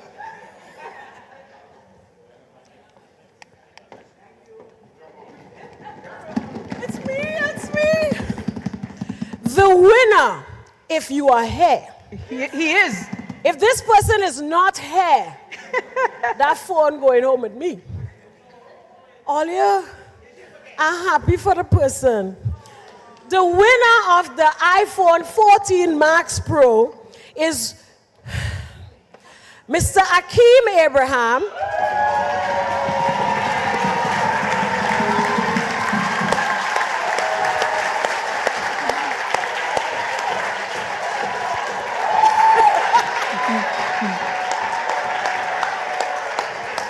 And for those of you who want to book Akeem, he's a musician, and well, he can give you your information. Akeem, congratulations, you're the winner of a new iPhone Max Pro 14.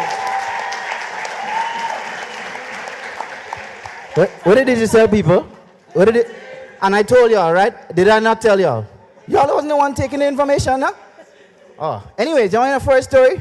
A few days ago, I drove over my iPhone. So thank you very much in the name of the Most High.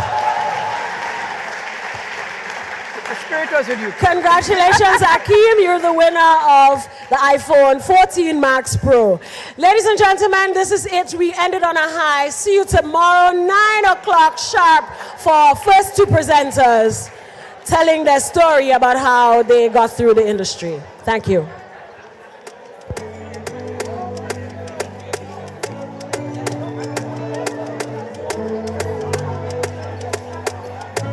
Because I didn't want to take your